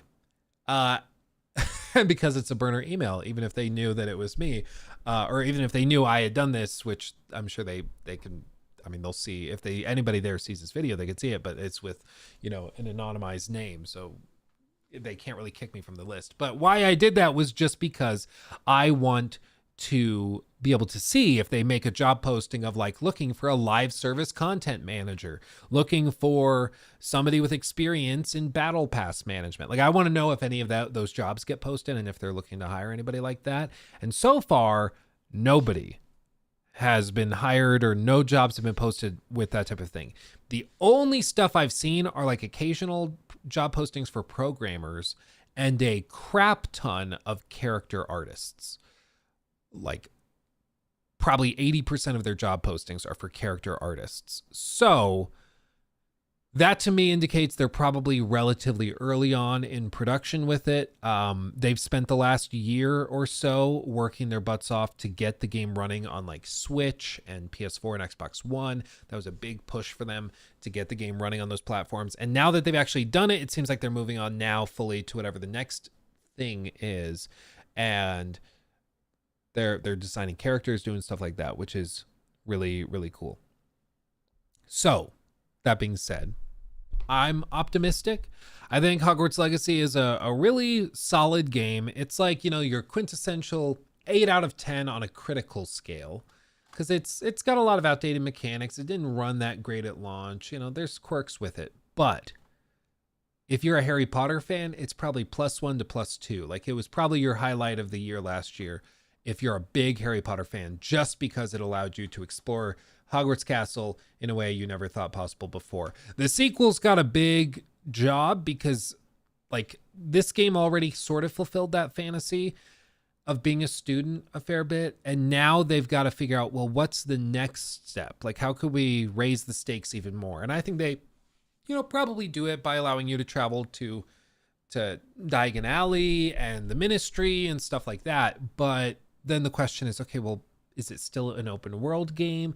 Do they just revamp the map from the first game? Like, what does that look like? But this is the thing. These guys have been thinking about what that next game is supposed to be, not just for the last year, but also for the years before that when they were building Hogwarts Legacy and like, oh, I wish we could do this, but we can't. We have to focus on this game first, and then we'll do that in the next game. So they've got lots of ideas, I'm sure. And we just have to wait to see what that is. Yeah. Imagine if I got hired. Yeah, I accidentally get hired, and then it's like, well, guys, YouTube was fun, but I got a job. I got to go. Sorry. Okay. So there's that. New segment on your favorite game ever. The Last of Us Part 2. The Last of Us Part 2, remastered on PC, has been ready for at least 7 months. It's claimed. A reliable insider says development on the PC port is well and truly complete. Deal Labs user Bill Kuhn who has a long track record of reliably leaking game announcements and other information, says they believe the game has been finished for some time. According to the insider sources, development on the PC version started at least as far back as 2021. Quote, what's more, and this is the most important piece of the information in this article, we believe that the game's development is well and truly complete, dating back to at least November of 23. Speculating as to why the PC port wasn't released alongside the PS5 version and has still yet to appear, Bill wonders if the game is being held back to release alongside the second season of The Last of Us TV show, which is scheduled for 2025. The Last of Us Part 2 remaster, blah, blah, blah, okay. As well as remastered versions of the 2020 PS4 adventure. It includes a trio of lost levels, which feature playable sequences previously cut from the game, as well as a roguelike survival mode called No Return. This surprises, I think, no one. Like, no one. We've all been like, where is the remaster on PC? Like, it just makes too much sense to release it. But we've all been like, well, they're doing season 2, so they're probably going to be doing that relatively close. The other thing is kind of the obvious point, which is they get to double dip. If they do this and they release the game like at, you know, on PS5 for whatever it was, 60, 70 bucks re-released, or a free, I don't think it was a free update. It was like a $10 upgrade if you had bought the game already. Like, which I think was fair, honestly, for everything that was in it. But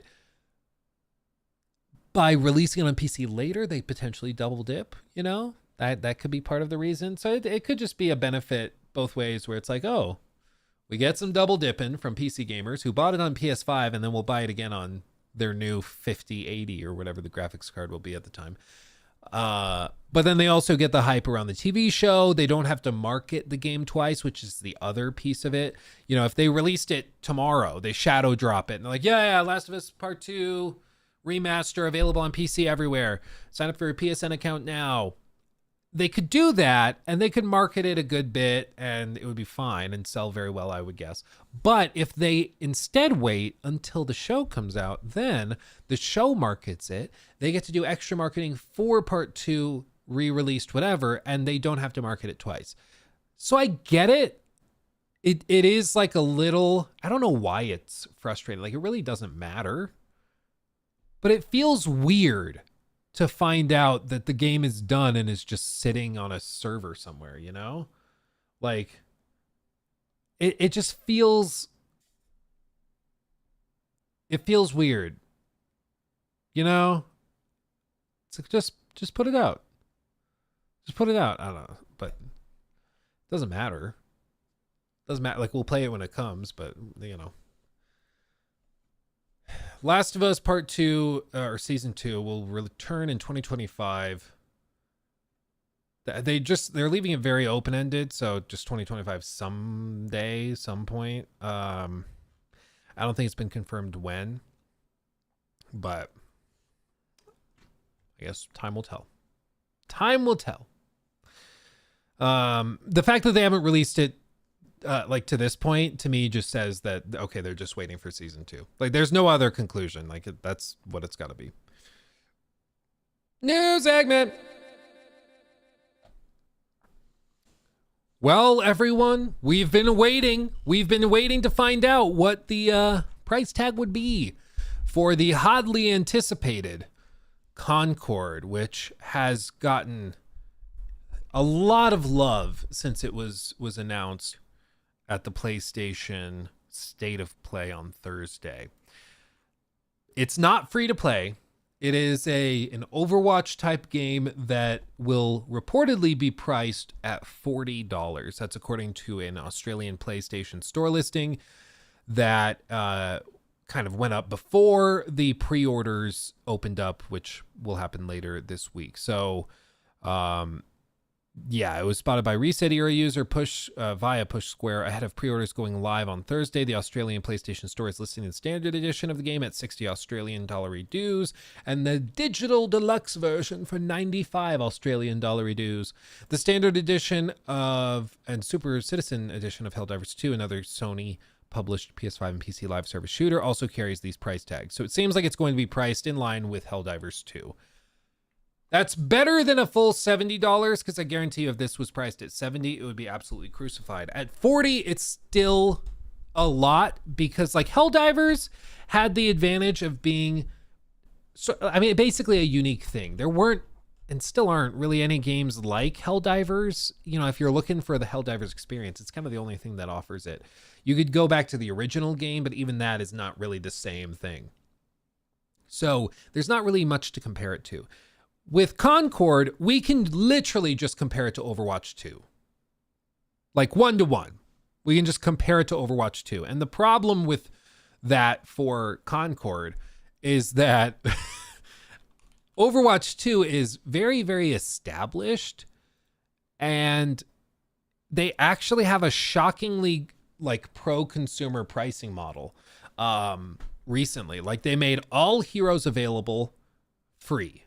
You don't have to buy heroes anymore. There's no, we launched Mauga and now it's whatever it was, 10, 20 bucks to get him. And he's totally broken until we nerf the crap out of him and he's horrible. But if you want to be competitive now playing tank, you got to pay the 20 bucks for Mauga and that's it. Now every character is free to play, which is awesome. That's awesome. Beyond that, Overwatch 2, all of the monetization is cosmetic only. It doesn't have any anything like that. It also, I think Overwatch 2 fully removed the loot box thing. The original Overwatch was all based around loot boxes. Overwatch 2 is all battle pass based. So that's cool. I appreciate that. So you're going to be compared to your direct competition and your peers when you enter a genre like this. And in this case, Concord's just going to be compared to Overwatch 2.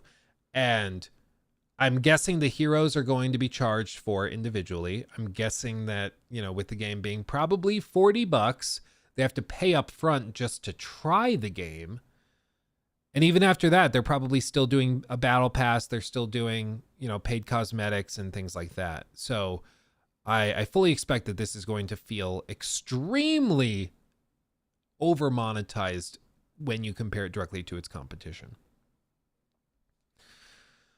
I'd rather have the loot boxes than buying the good skins for $20 as it is now. Well, what I would love to know is with the loot boxes, how much was the average spend to get the skin you wanted? Because what I don't like about loot boxes, and this is by no means a breaking news story, what I don't like about loot boxes is that even if you want a specific skin, if it's a pure loot box system, you can't just get the skin you want. You have to keep pulling loot boxes, hoping you draw what you want. And the whole idea of that is even at $1 per loot box or $5 per loot box, whatever it is, you're still probably spending more than you would if you could just buy the one skin you want, because you're buying a lot of crap at the same time.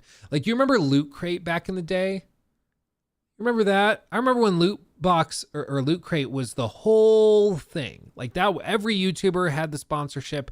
Like I at one point had a partnership when I had like 3,000 subs or something. I felt so cool. And they would just send you a box. And the reason that Loot Crate kind of died out is because people eventually woke up and realized that you were just like, you had 10 pounds of garbage Nick and then like a Black couple donated t-shirts you wanted, £5 you know? through Super Chat. Do you remember Amazon's Crucible X?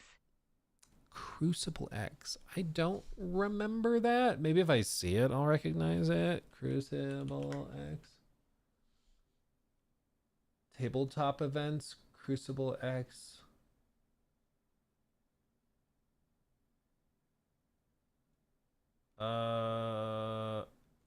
It's like a convention? Is that what you're talking about? It says it's like a convention for casual tabletop gaming experiences. I don't know. I haven't heard about Amazon's one. Oh, it was a game. It was canceled. Okay, that's probably why I can't find anything on it. Yeah, no, I don't remember anything about that. We could dig into it later. But yeah, thank you for the $5 super chat, or £5 super chat. Thank you, my friend. I have it pulled up in a tab. I'll look into it later. So yeah, but like people eventually realized that with Loot Crate, it was just a pile of 10 things you didn't want, and then like one t-shirt you wanted. And people just realized, wait, why am I paying $20 a month when I'm only really keeping the t-shirt and the rest is junk that I might like thematically, or it's stuff that straight up I don't want and I'm probably just giving away. Like, out of all these things, it's like, well, I'll probably keep the t-shirt, kind of Dungeons and Dragons themed t-shirt. I probably am not keeping the pop thing. A wristband, I'm good. Like a little book, a couple of posters that probably you're not going to hang. Some really cringy glasses that you're not going to wear. And then a mug that's impossible to drink out of. I think I got this mug, actually. Like, so you only really got one thing you care about. And you could have gotten that t-shirt for $5 or $10 on Amazon. Like, so why did you waste all the money on this other crap? And so eventually people just kind of snapped out of it, and it stopped performing well because people realized that they didn't want to get a bunch of garbage they didn't want just to get one thing that they did want. And it's the same thing with loot boxes. Like, I know some people like the flow of drawing and pulling and pulling and pulling and getting cool stuff, but like, it's just gambling. That's all it is. It's just gambling, pulling and pulling and pulling, hoping that you eventually get the thing that you actually want. And that was the whole thing with Overwatch 1. Like, who was it in chat? Domi, or Domi, I'm sorry. I spent over $200 trying to get a single skin in Overwatch 1. Jesus, dude. Well, I'm guessing in the moment you didn't realize you were spending that much money. I bet, but it's also, it feeds on that human psychology of, or like the monkey brain part of us, where it's like, well, I'm in too deep. I've already spent $100 doing constant pulls trying to get this skin. So if I quit now, I just wasted that $100. I can't do that because then I wasted all this money. So I'm going to keep pulling and hope that at $110 I get the skin. Nope, I didn't. Well, now I'm even deeper in. I definitely have to do it. Okay, well, now I'm $150 in. Now I really need the skin. Otherwise, I've just wasted $150. And so eventually you get the skin at $200. And weirdly, you feel better than if you just cut your losses and didn't bother with it. But that's how loot boxes work, is they feed on gambling predilections, and people that struggle with gambling addiction are the prime customers, you know. Yeah, somehow Apex still has loot boxes. Yeah, it's one of the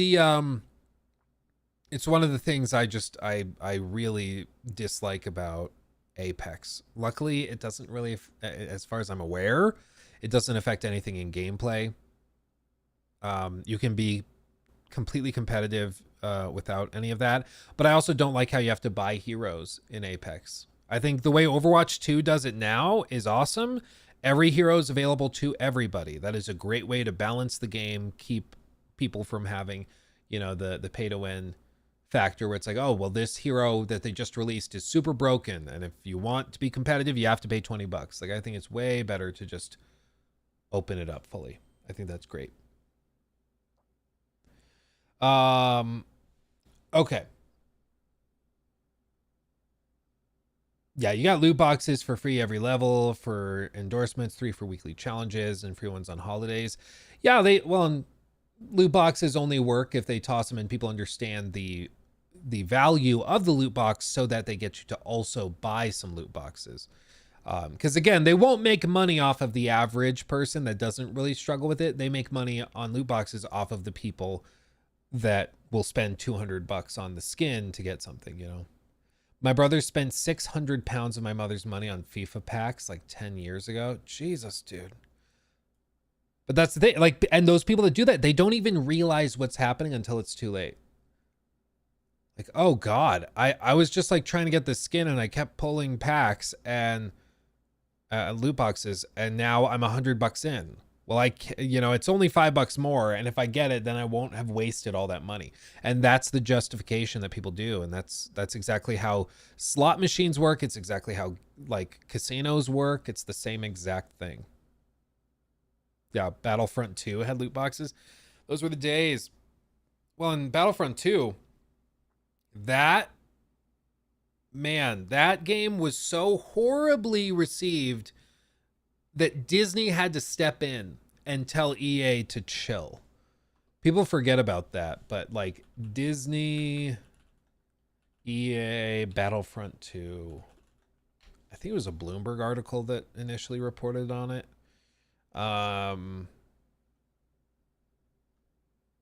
Let's see, maybe this. Oh, this is a fact check article. Let's see. Did Disney tell EA to remove Star Wars Battlefront 2 microtransactions? Updated. The original story stated that EA CEO Andrew Wilson spoke with Walt Disney CEO Bob Iger on the phone. Iger was not part of this phone call, and Wilson spoke to Disney executive Jimmy Pitaro instead. The article updated it to reflect that. Okay. The article says EA announced that it is temporarily removing all microtransactions from Star Wars Battlefront 2 following significant backlash against the game's loot boxes. However, while some thought EA's decision was a direct response to the fan fury, it now seems that it was Disney who made the final call. He had that call with Interactive Media chairman Jimmy Pitaro. Then, just hours after this phone call took place, Star Wars Battlefront 2's microtransactions were nixed. GamesBeat's report does not explicitly state that Pitaro told Wilson to drop the microtransactions from the game, but that is certainly the implication. Oh! Yeah, over the past few days, the conversation about Star Wars Battlefront 2's loot boxes has grown considerably. Things got heated when fans saw the high price for unlocking heroes, which led to EA reducing the hero unlock costs. Then EA reduced and limited the credit reward system, meaning that unlocking content would still take players thousands of hours or thousands of dollars to access all content. That's the thing. They tried to like help them out by initially reducing hero unlock costs, but then they increased the grind for getting credits to do it without paying. And so it's like, yeah, sure, we'll lower it. So instead of heroes costing 20,000 credits, it costs 15,000 credits. But we're going to increase the grind so it takes you twice as long to get that many credits. It's like, okay, well, screw you, dude. You know, like, oh God. They continue on. The final straw on the camel's back, though, may have been the revelation that Star Wars Battlefront 2's loot boxes are under investigation by the Belgian Gambling Authority.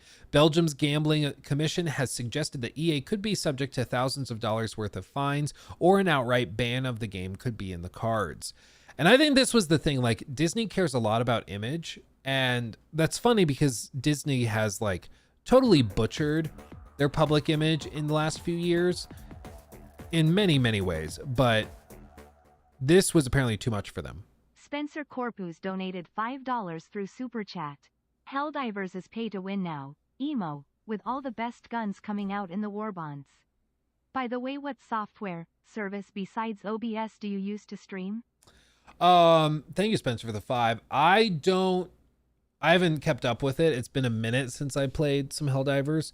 But if it is the case that like significantly improved weapons are only available in high level and expensive like premium war bonds and stuff, then that is certainly unacceptable. Like I do not like that.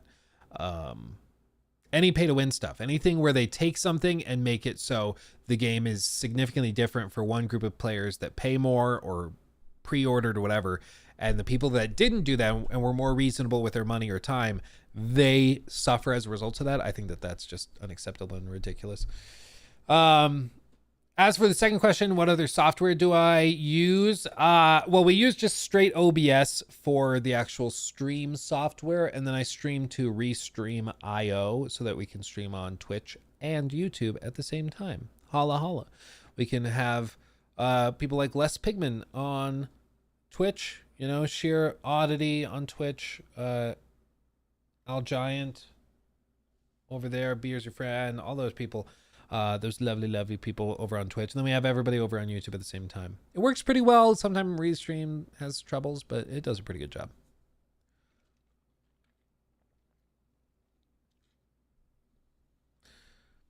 Amon86, what pay to win weapons? The best weapons are in the free war bond. WTF? Well, this is where I just need you guys who play the game more to let me know. Like, what is the saving grace for me is that the things you use to redeem like things in the war bonds, you cannot purchase those. So you can purchase the premium war bond, whatever, but the things to unlock it are still gameplay based. So if those things are in the free war bond and it's just about working your way through it, then I'm not too worried. Then I think it's fine. Because it's like everybody's at the same playing field. Yeah, you can have the premium war bond that you paid extra money for to get like better skins and stuff, but you still have to play the same amount of the game as everybody else to get the weapon that's good. So if that's the case, if it's in the free war bond, then I'm fine with that.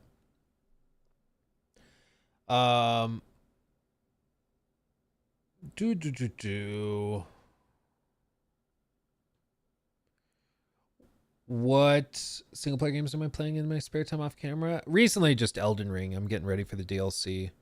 Been having fun going back through that. Yeah.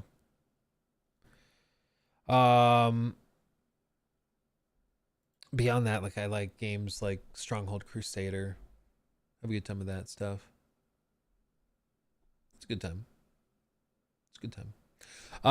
But anyway, with all this, it's just Star Wars Battlefront 2 is basically the reason why loot boxes died out, because the backlash to this was so heavy.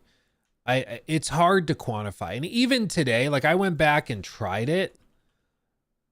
Battlefront 2. I went back and tried it again, and the game is beautiful. Like there's no doubt about that. The game is gorgeous. It's very I mean, look at this. This is a beautiful, beautiful shooter. But to this day, you still need star cards to be competitive. And star cards were the system that they built to sell you gameplay affecting stuff. So like if you never played the game, star cards, Battlefront 2, these things are outrageous. All the broken Star Wars hero cards. Fierce Fighter reduces cooldown of passionate strike by 5 seconds instead of the stated 4 seconds. So these are just straight up broken. The descriptions don't match the actual text. But like these are all cards that affect gameplay, right? Area effect of the Dioxis grenade, but it doesn't do anything. Beacon of Hope. Big deals damage by 50% instead of 40. Killing an enemy recharges 30% of Deadeye instead of the full 40. Never going back. Killing enemies recharges 36% of Undercutter team's duration instead of 40%. Like there were just so many problems with it. But then they were going to try to sell you these things. So you get cards in those loot boxes and packs. So if you spent more, you could just get better cards to be more powerful and more competitive. And again, this is a game where there's like PvP and you're fighting each other in matches and stuff. It's like, okay, well, like, what are we doing? You know, now they're basically a hero progression system. Yeah. But the problem is that getting into the game for like the first time, if you haven't been grinding for years, you'll go into a match with 20, 30 other people, right? And then you don't have any star cards, but everybody else you're going against have like purple or, you know, whatever the highest level star card is, and their characters are fully leveled up that way, and they are just significantly better than yours. So you could have a Yoda v Yoda fight, but because he's got more star cards, you're just screwed. Like, you cannot beat him, and that's no fun. Like, how are people going to get in? That's not even like a matter of skill-based matchmaking. It's just loadout-based matchmaking at that point. And when you don't have that many players to begin with, that can suck the fun out real quick, you know, real quick. Like Magic the Gathering. Yeah, it would be like if you tried to get in Magic the Gathering, but you could only ever start the hobby by playing against people using like competitive decks that they've spent years building. Like, it'd be really hard to get into it because you're like, well, I have the free starter pack that I got from the guy at the front desk. That's part of like a combo box set from Walmart. So it's not great, but it's something, you know, and so this person's really good at it and has something that they spend a lot of money and time on. And so it's just not even competitive, not even fair, not even fun. It's one of the big problems like the Warhammer community where, you know, you'll go against somebody that has a very specifically tailored list for their army, and your stuff is just like you're doing your best, but you just got started in the hobby. You don't have all the money. You maybe are built off of a combat patrol and some extra sets and stuff, but you're going against somebody that spent like, you know, $1,000 on their army. And it's just like, okay, well, this isn't really that competitive. It's not even that fun. The Hogwarts Legacy update is out on Xbox.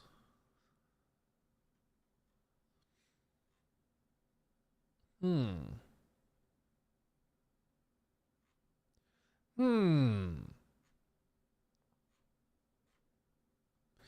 want them to release it on Steam so I can make a video on it. That'd be great. They issued the official patch notes. They did all sorts of random fixes and stuff. Added DLSS 3.7, FSR 2. Improved PC support for stuff. They have a typo on the patch notes. That's funny. June 5th. That's a little funny. Okay. Is it up on Steam? Can somebody check?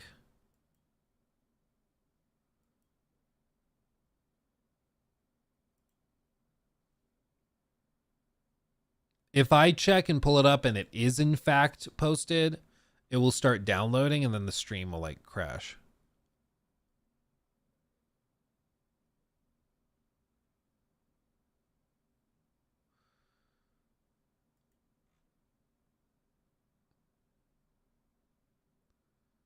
Okay, wait a second. Is this real? You guys, like, I thought you were pranking me the other day when you were like, look at the Teletubby skins in Call of Duty. And then I just pulled this. And this is from Dexerto. No one from 10 years ago would believe this is Call of Duty. Is this actually Call of Duty? Is this like... This is not like a mod or something? I understand they have the third person mode in COD. I don't personally love it, but... Is this really Call of Duty? It's the new update. Jeez, dude. I just feel like such a boomer. I feel like such a boomer. I'm like, it wasn't even that long ago that I was playing a lot of COD. Like, I played a lot of Warzone during lockdown. I think we all did. A lot of Warzone. Got really into it. I was a wizard with the car. I'll tell you what. But now I look at this and I'm just like, am I just too old now? Am I just too old now?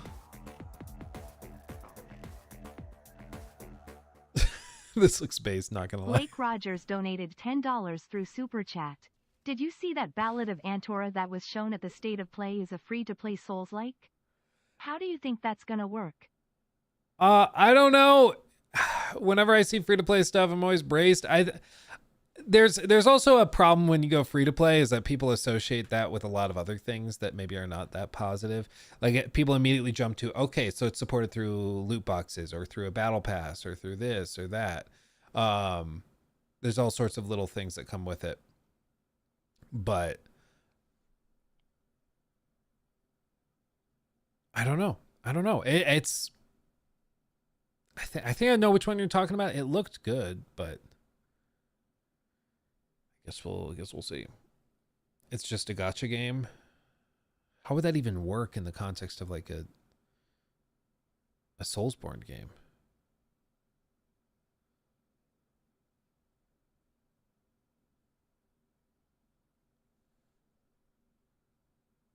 I don't know.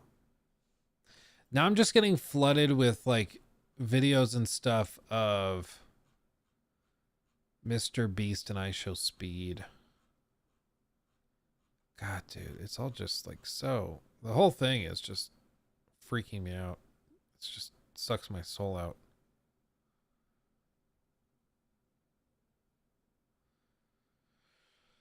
Anyway, gotcha for characters like Genshin. Oh, so it's like a hero-based Souls-like? So like instead of weapon loadouts and stuff, you would have heroes that have different weapons. Is that even a Souls-like at that point? Because like when I think of Souls-like, I think of like the action RPG mechanics. I don't think of like hero-based stuff, but maybe that is a thing. I don't know. Speaking of other things I don't know about. News segment. Alan Wake 2 Night Springs DLC. Details. Possibly coming at Summer Game Fest. We know that they're working on something. We know they're cooking. They're cooking up something special. And it seems like Remedy in a new X post is hinting at something. Alan Wake 2's official Twitter page. Dark Triangle Coffee. Just coffee, nothing else. Have a sip at Night Springs, one and only coffee in the world. Join the percolation on June 7th in Night Springs. The only thing happening on June 7th is Summer Game Fest. Seems like a safe bet, right? It seems like a safe bet. I would guess we probably see it. Last March, organizers confirmed that Summer Game Fest will premiere June 7th this year, starting at 5 p.m. Eastern. This strongly implies Remedy has big news for Night Springs during Summer Game Fest that may include both a new trailer and a release window or date. However, Remedy did not confirm exactly what reveals are coming. Remedy previously appeared to tease the Night Springs DLC after updating its various socials last week. The studio updated its Twitter/X and YouTube accounts to Poison Pill Entertainment with the tease since 1995, Night Springs City. Fans got an early look at some of the potential content coming to Alan Wake 2's Night Springs DLC after datamine leaks surfaced. The leaks appeared to reveal details about the second expansion, the Lake House, and alternate endings. This, I don't remember seeing a whole lot. This was back in November. Posted to 4chan, which is one of the less reliable places to see leaks, of course, but it's at least something. The new gameplay and details revealed that the game's New Game Plus will give fans a completely different ending to the original. The alternative cutscene reveals that Saga's phone call is answered. Alan wakes up from his gunshot wound from the original ending and sees a vision from Alice, finding out she's alive. So they just changed the ending. Okay. In addition, New Game Plus, the leaks reveal Dr. Darling from the game Control will be coming to the game as part of the DLC in Lake House. Remedy's confirmed Night Spring will be released in spring of 24. So they're already a little past that, but looks like they're doing stuff. Looks like they're doing something. So that's one of those cool things that could be at SGF. We actually could see a DLC announcement for Alan Wake. Does that shake the world? I don't think so. Alan Wake 2 is still like more of a niche game. It hasn't really blown up into the mainstream or anything like that. And it's not because it's bad. It's because it's kind of a niche game. It's tough to explain to people what it actually is too, you know, when you're trying to explain how it works. It's like, did they just spoil it? I'm telling you, as somebody that has covered 4chan leaks before, 95% of the time, it's literally just a dude making stuff up. Okay. It's like, what could happen in a DLC? Alternative endings, because they've done that before. Okay. So just the opposite of everything that happened. You know, like I would not put much weight into it. Beyond this stuff,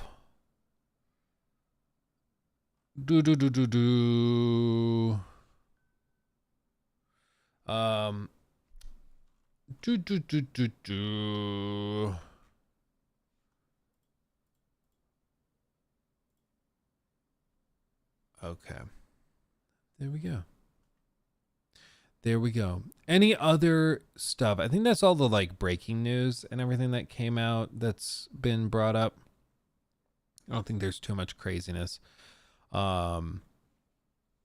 One thing I kind of want to go back to, I wanted to do this the other day, but I think it could be funny now. Do you guys remember? This is from, geez, I'm old. This is a video from 8 years ago. 8 years ago. Oh my God, it's so quiet. 8 years ago. This news segment.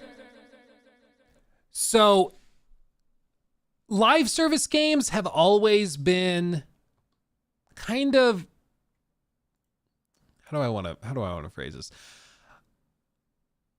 We've gotten a lot of terrible live service games recently that come out, they flop within a month and are dead and then abandoned, and then everybody just moves on. Even the team Ninja Theory that just did Hellblade 2, right before that, they did Bleeding Edge, which was their own live service game that also was canceled and abandoned less than a year after it came out, which is crazy that it was that big of a turnaround. But some people might think that this is like a new occurrence or an occurrence that's happened as a result of like modern trends or the industry collapsing. This is Bleeding Edge. This is the game that the Hellblade team did right before Hellblade 2. That just didn't go anywhere. But I mean, as you can see, like this is what they did, and then it just flopped and died out, and they spent millions and millions and millions of dollars developing these games, and they just don't go anywhere. But before all of this, you know, another game walked so they could run. You know, another game walked to blowing all of its money so that these games could just sprint and blow it all in the matter of months. You know, it's fantastic to see. And that game came years and years ago. In 2015. The difference with this, though, is that this game that we're going to talk about sold remarkably well. This game had amazing hype, so kind of the opposite of something like Suicide Squad. Tons of people super hyped for it. It sold a reported 2.5 million units within its launch window. Wildly successful.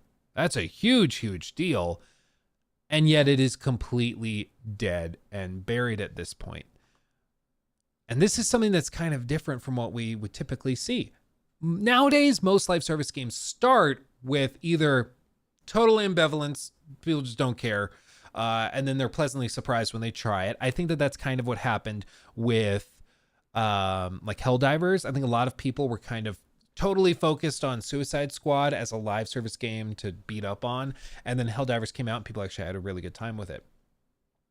But almost always, like I can't think of a recent time where there's been a lot of hype for a live service game. Maybe you could say like Diablo 4, sort of, but that's not really this type of live service game in the same way. So I don't know. Typically nowadays, all live service games start with a lot of cynicism.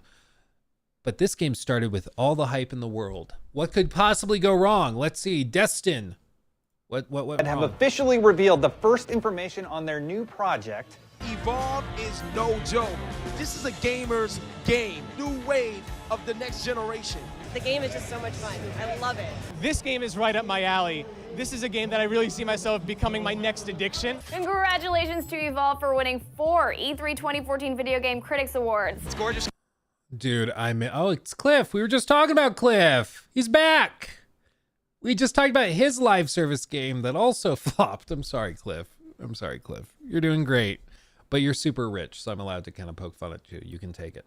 I think, you know, there was just a lot of general unanimous hype around the game, and it's really odd because even the game, you'll see the game reviewed really well and then just totally took a nosedive after the fact.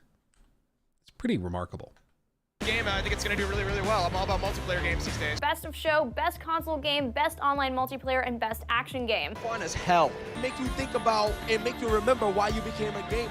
And we are jumping right into this game that is well underway here. My favorites here at E3, and actually a nominee for GameSpot's Best of E3 2014. Yes. It was awesome. We were just screaming on the comms. Yeah, Holy, excuse me, shit. Damn, I love playing that game. I know, it's so much fun. Evolve is super fun. After 4 years of development, 1 delay, a closed alpha, and an open beta, maybe it's time for multiplayer to evolve. It's almost here. Monster Hunting Game Evolved makes its way to PC, PlayStation 4, and Xbox One this week. Thrilling. Pulse pounding.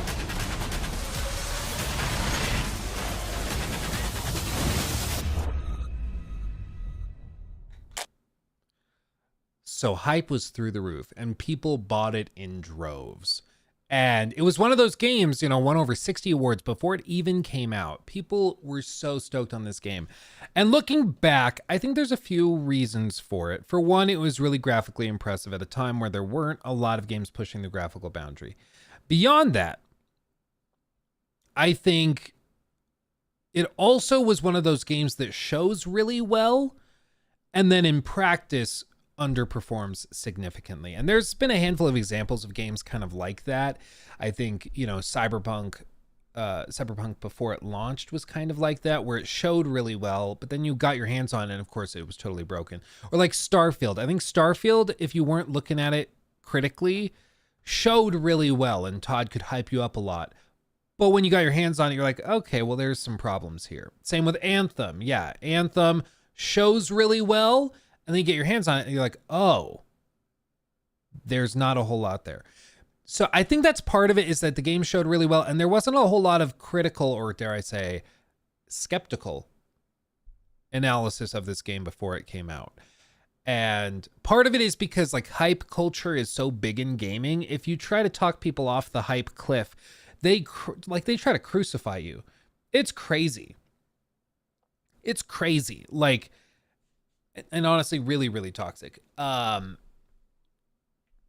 working on this Starfield critique right now, and I went back and I pulled up one of the stream clips we did after the Xbox like Starfield Direct thing they did last summer. And dude, some of the comments in that live stream clip, people were livid that I was bringing up stuff like the lack of free flight in atmosphere, or the fact that it seemed like they were suggesting you were going to be exploring small little fish bowls, small tiles on a planet. You weren't going to be able to freely explore, and there were going to be like 2 or 3 points of interest on each one. And of course the game came out, and sure enough, yeah, that does greatly impact your play experience. It ruins exploration. Like it is a problem, but bringing it up bums people out and kills their hype, and people will freak out if you do that. They do not like it. They do not like it at all. And especially back in 2014, there was not this wave of skeptical evaluation. In 2014, it was just kind of the case that, oh, the new game looks cool and exciting. Yeah, let's hype it up. Yeah, gaming's awesome. And I can appreciate that vibe, but it's how you get games like this that sell in droves that are dead within a short period of time, you know? Like, it's crazy. Again, yeah, it is crazy. We need a shirt that's just, it's crazy, it's crazy, it's crazy. It's my new filler word, apparently. But I think it's, what's most wild about all this is that the game sold 2.5 million copies, and a lot of you have not heard of it. That's crazy. 2.5 million copies for a live service game at the beginning of its lifespan, you'd think would set it up to be one of the biggest games today. If they were able to support it long term, this would just blow up, right?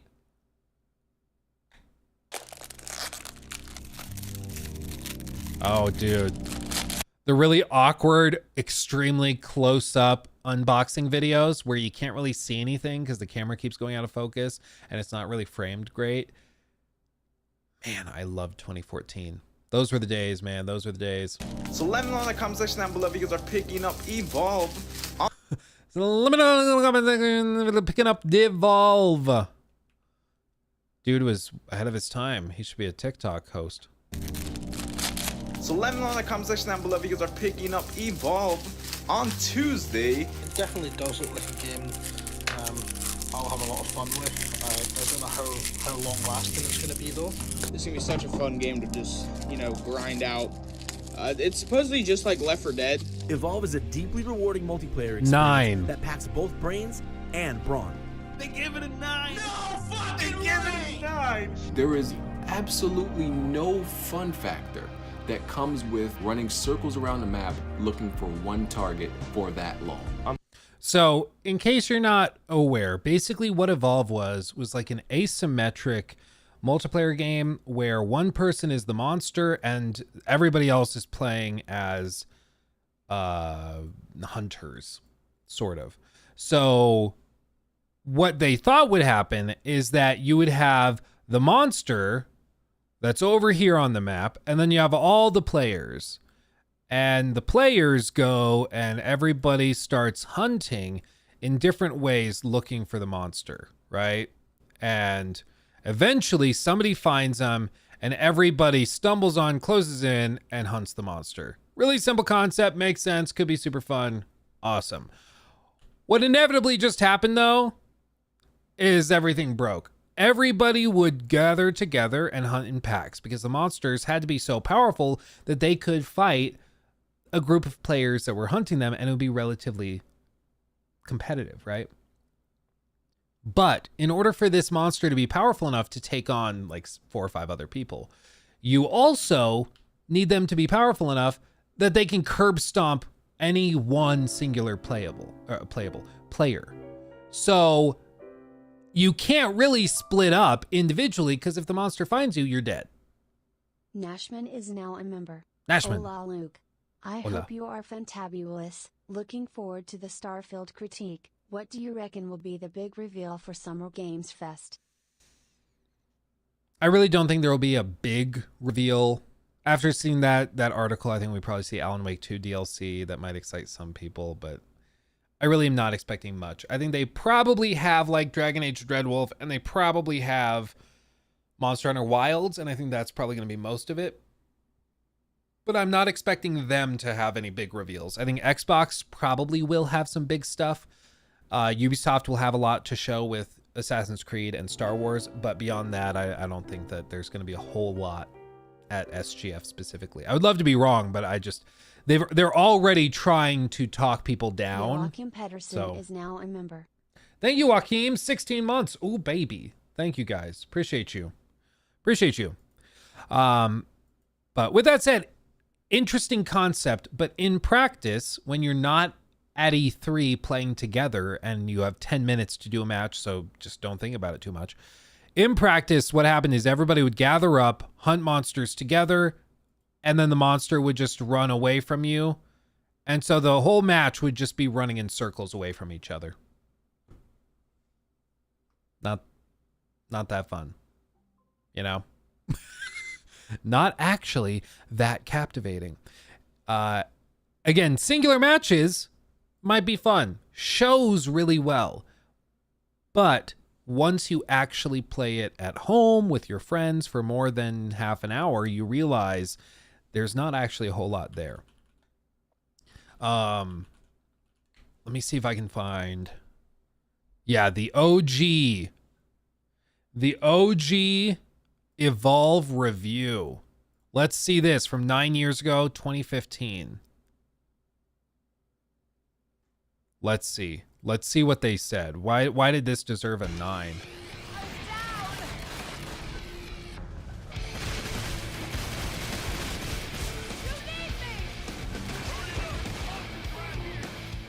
Where a lot of high-concept games start with big promises and end in scaled-back disappointment, Evolve achieves exactly what it set out to do.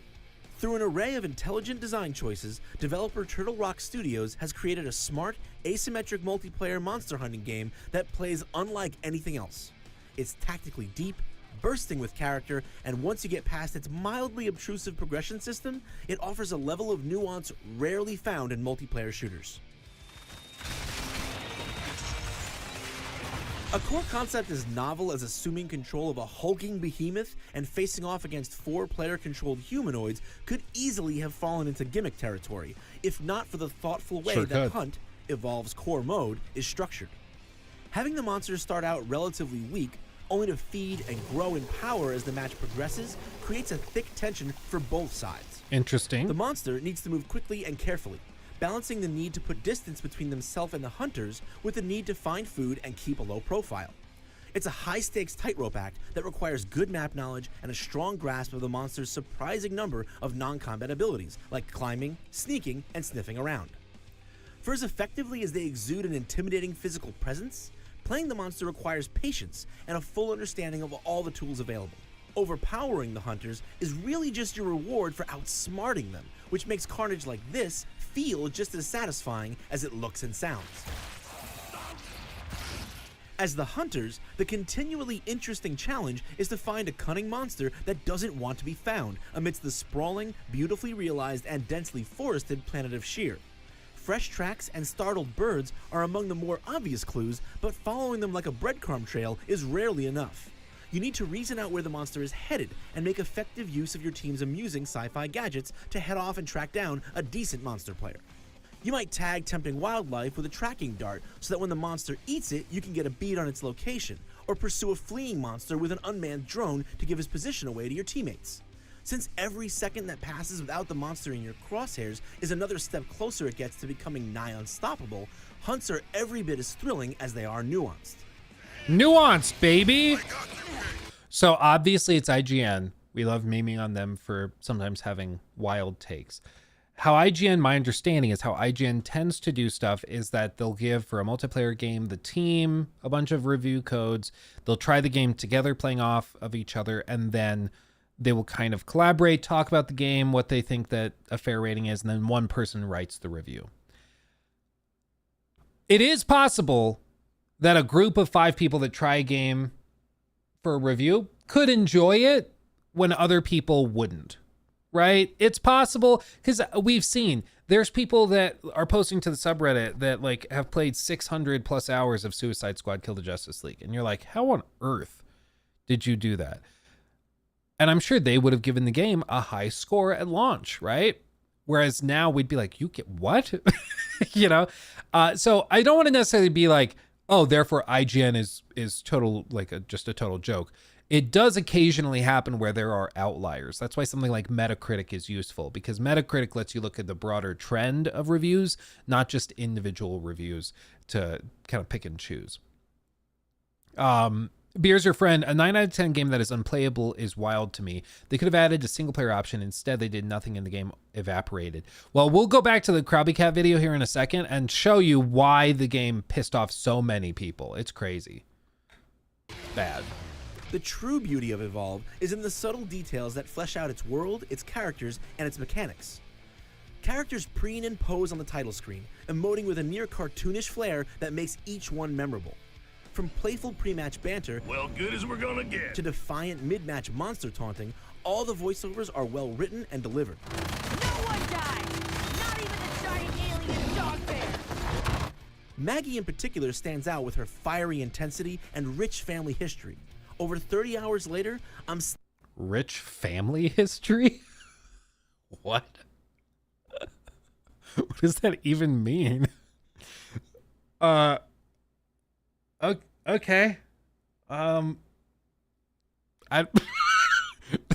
gives off the same line as like the exaggerated swagger of a black teen. You know, that's that same kind of line where you're like, wait, what? Did I mishear that?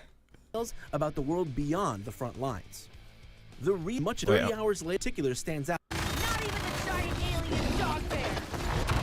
Maggie in particular stands out with her fiery intensity and rich family history. Over 30 hours later, I'm still hearing context-sensitive dialogue I've never heard, and much of it provides interesting details about the world beyond the front lines. The real genius behind Evolve's gameplay, though, is the way each character's abilities synergize, and how each has importance beyond its basic functionality. Synergize me, daddy. Are we doing free roam today? I have not checked with Jor. I don't think we're doing it today, but I promise you I'll make it up to you. I think we have something fun that we'll be able to do. So just you wait. Just you wait. For instance, Valve's Trank Gun is primarily used to slow the monster's movement, but since it reveals the monster's position through walls, it allows Cabot to make better use of his structure-penetrating rail cannon. Hank's Orbital Strike might be tough to hit on a moving target, but once Abe tosses out a stasis grenade or two, you can land it no problem. This leads to some rich decision-making at the character select screen, where team composition becomes incredibly important. Will you build a team that excels at catching the monster quickly and force early engagements, or focus more on stability and survivability? Evolve is full of tactical possibility, and fortunately, the AI-controlled bots are good enough to test a lot of this stuff out when playing single-player. Annoyingly, some of that possibility sits locked behind a progression system that, while not unreasonable, feels unnecessary. With all 12 hunters, 3 monsters, and all their perks unlocked, Evolve feels complete and fully fleshed out. But getting there can take anywhere from a few hours to a couple of weeks, depending on how good you are and how frequently you play. This makes Evolve seem more limited than it actually is at first, which is a shame, because once it's all opened up, it's anything but. Cab, verdict? It's really rare for a big multiplayer AAA release like Evolve to feel so considered and intelligent. Everything, every skill, every mechanic, every design choice seems to interlock in a way that's both natural and purposeful. That it's so mechanically rich and still conveys the raw energy and fun of duking it out with huge monsters and action figure-esque hunters is a real design feat. Okay. Tons of personality. Dude simping hard. Tactical depth. Okay. Brilliant design. Unique concept. That's true. Give him that. At the time, I think it was truly unique. At the time. And then progression system. Okay. Because again, remember, this is like 2014, 2015. I think it was showcased in 2014, released early 2015. But let's see what some of the other things are going on here that they did not mention. Largely just doing the same thing over and over. Absolutely no. Give it a 9. Here we go.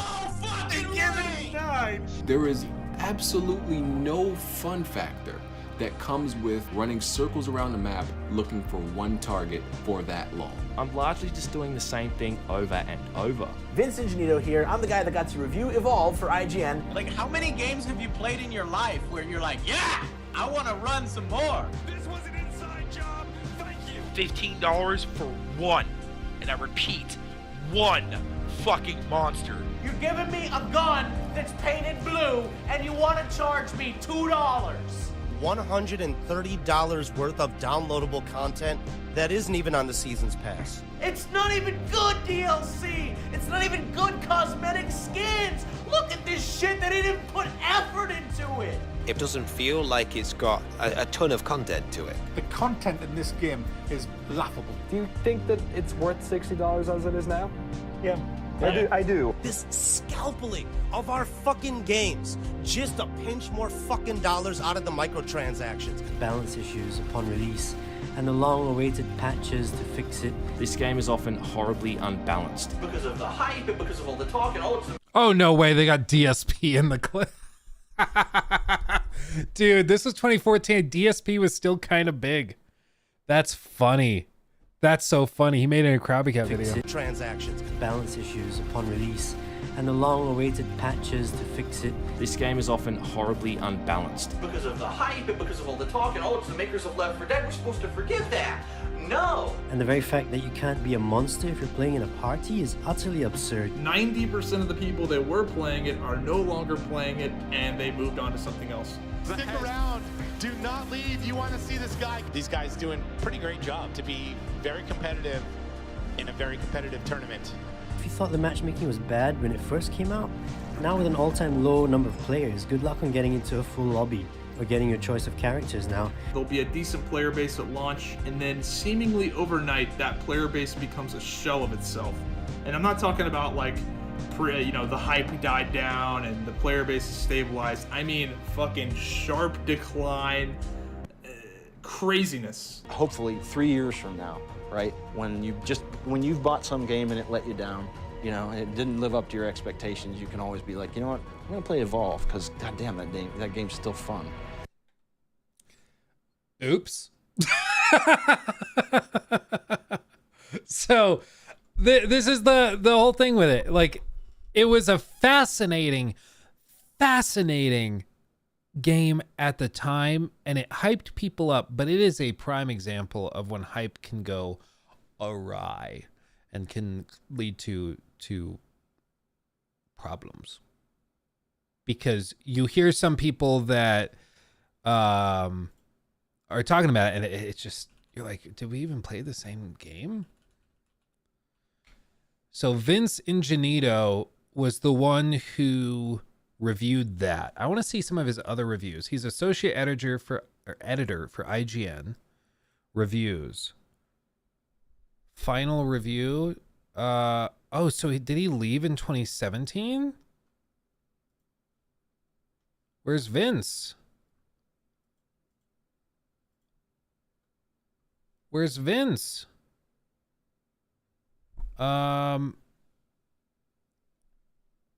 Excommunication on #MeToo. Wait, so is he canceled? Does anyone know what happened to it? It looks like he was...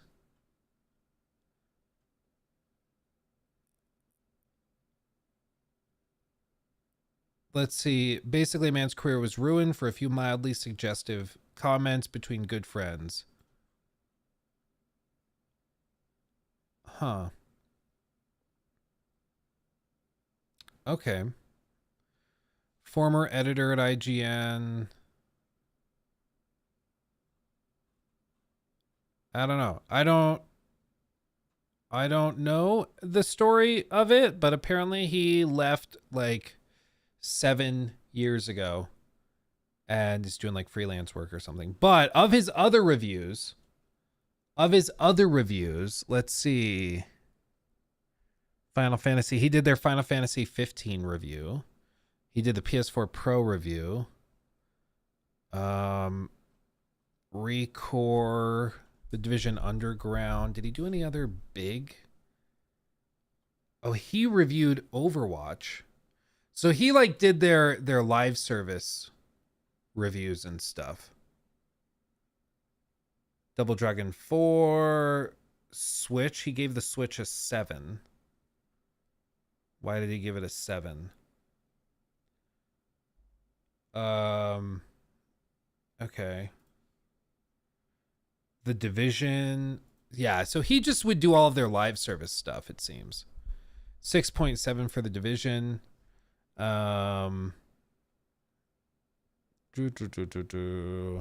Uncharted Nathan Drake Collection. Payday 2. Assassin's Creed Chronicles. Mortal Kombat X. Yeah. Oh, he did their review of Destiny. That's funny, dude. Okay.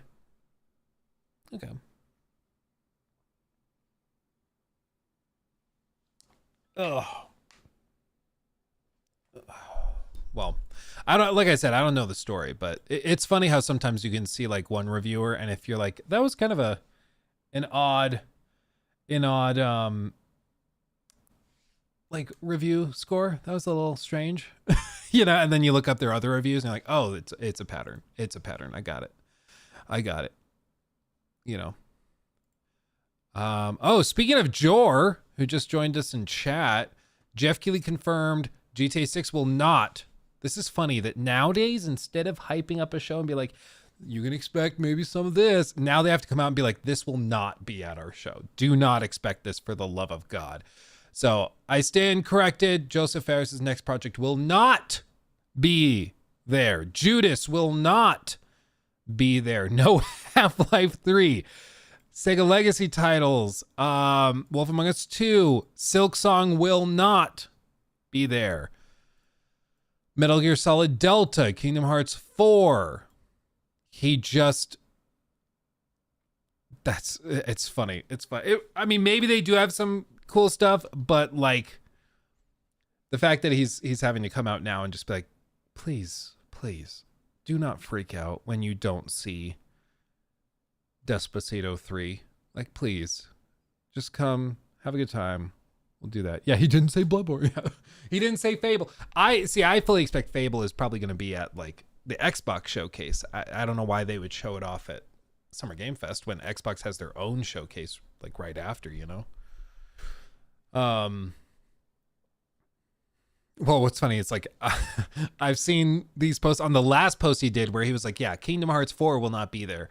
Somebody in the comments, probably joking, but you can't tell, was like, so he's saying that, but it's because he wants us to be surprised when they do reveal it. So I think it's still going to be there. I think they're just trying to keep us like low on the hype scale to blow us away. I was like, what else can he do if he says this will not be at the show and people are still like, that's exactly what he would say if it was. You know, it's like, okay, I can't do anything. This is on you. You guys are, you know, if you get disappointed in the show, I don't feel bad for you anymore, you know. Oh man, I just want Gears 6.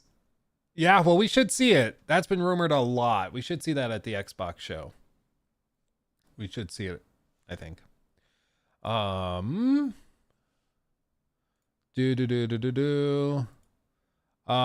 sorry, Joe Raptor. I had Discord closed, so I didn't see it. I stand corrected, everybody. Joe Raptor is in the house.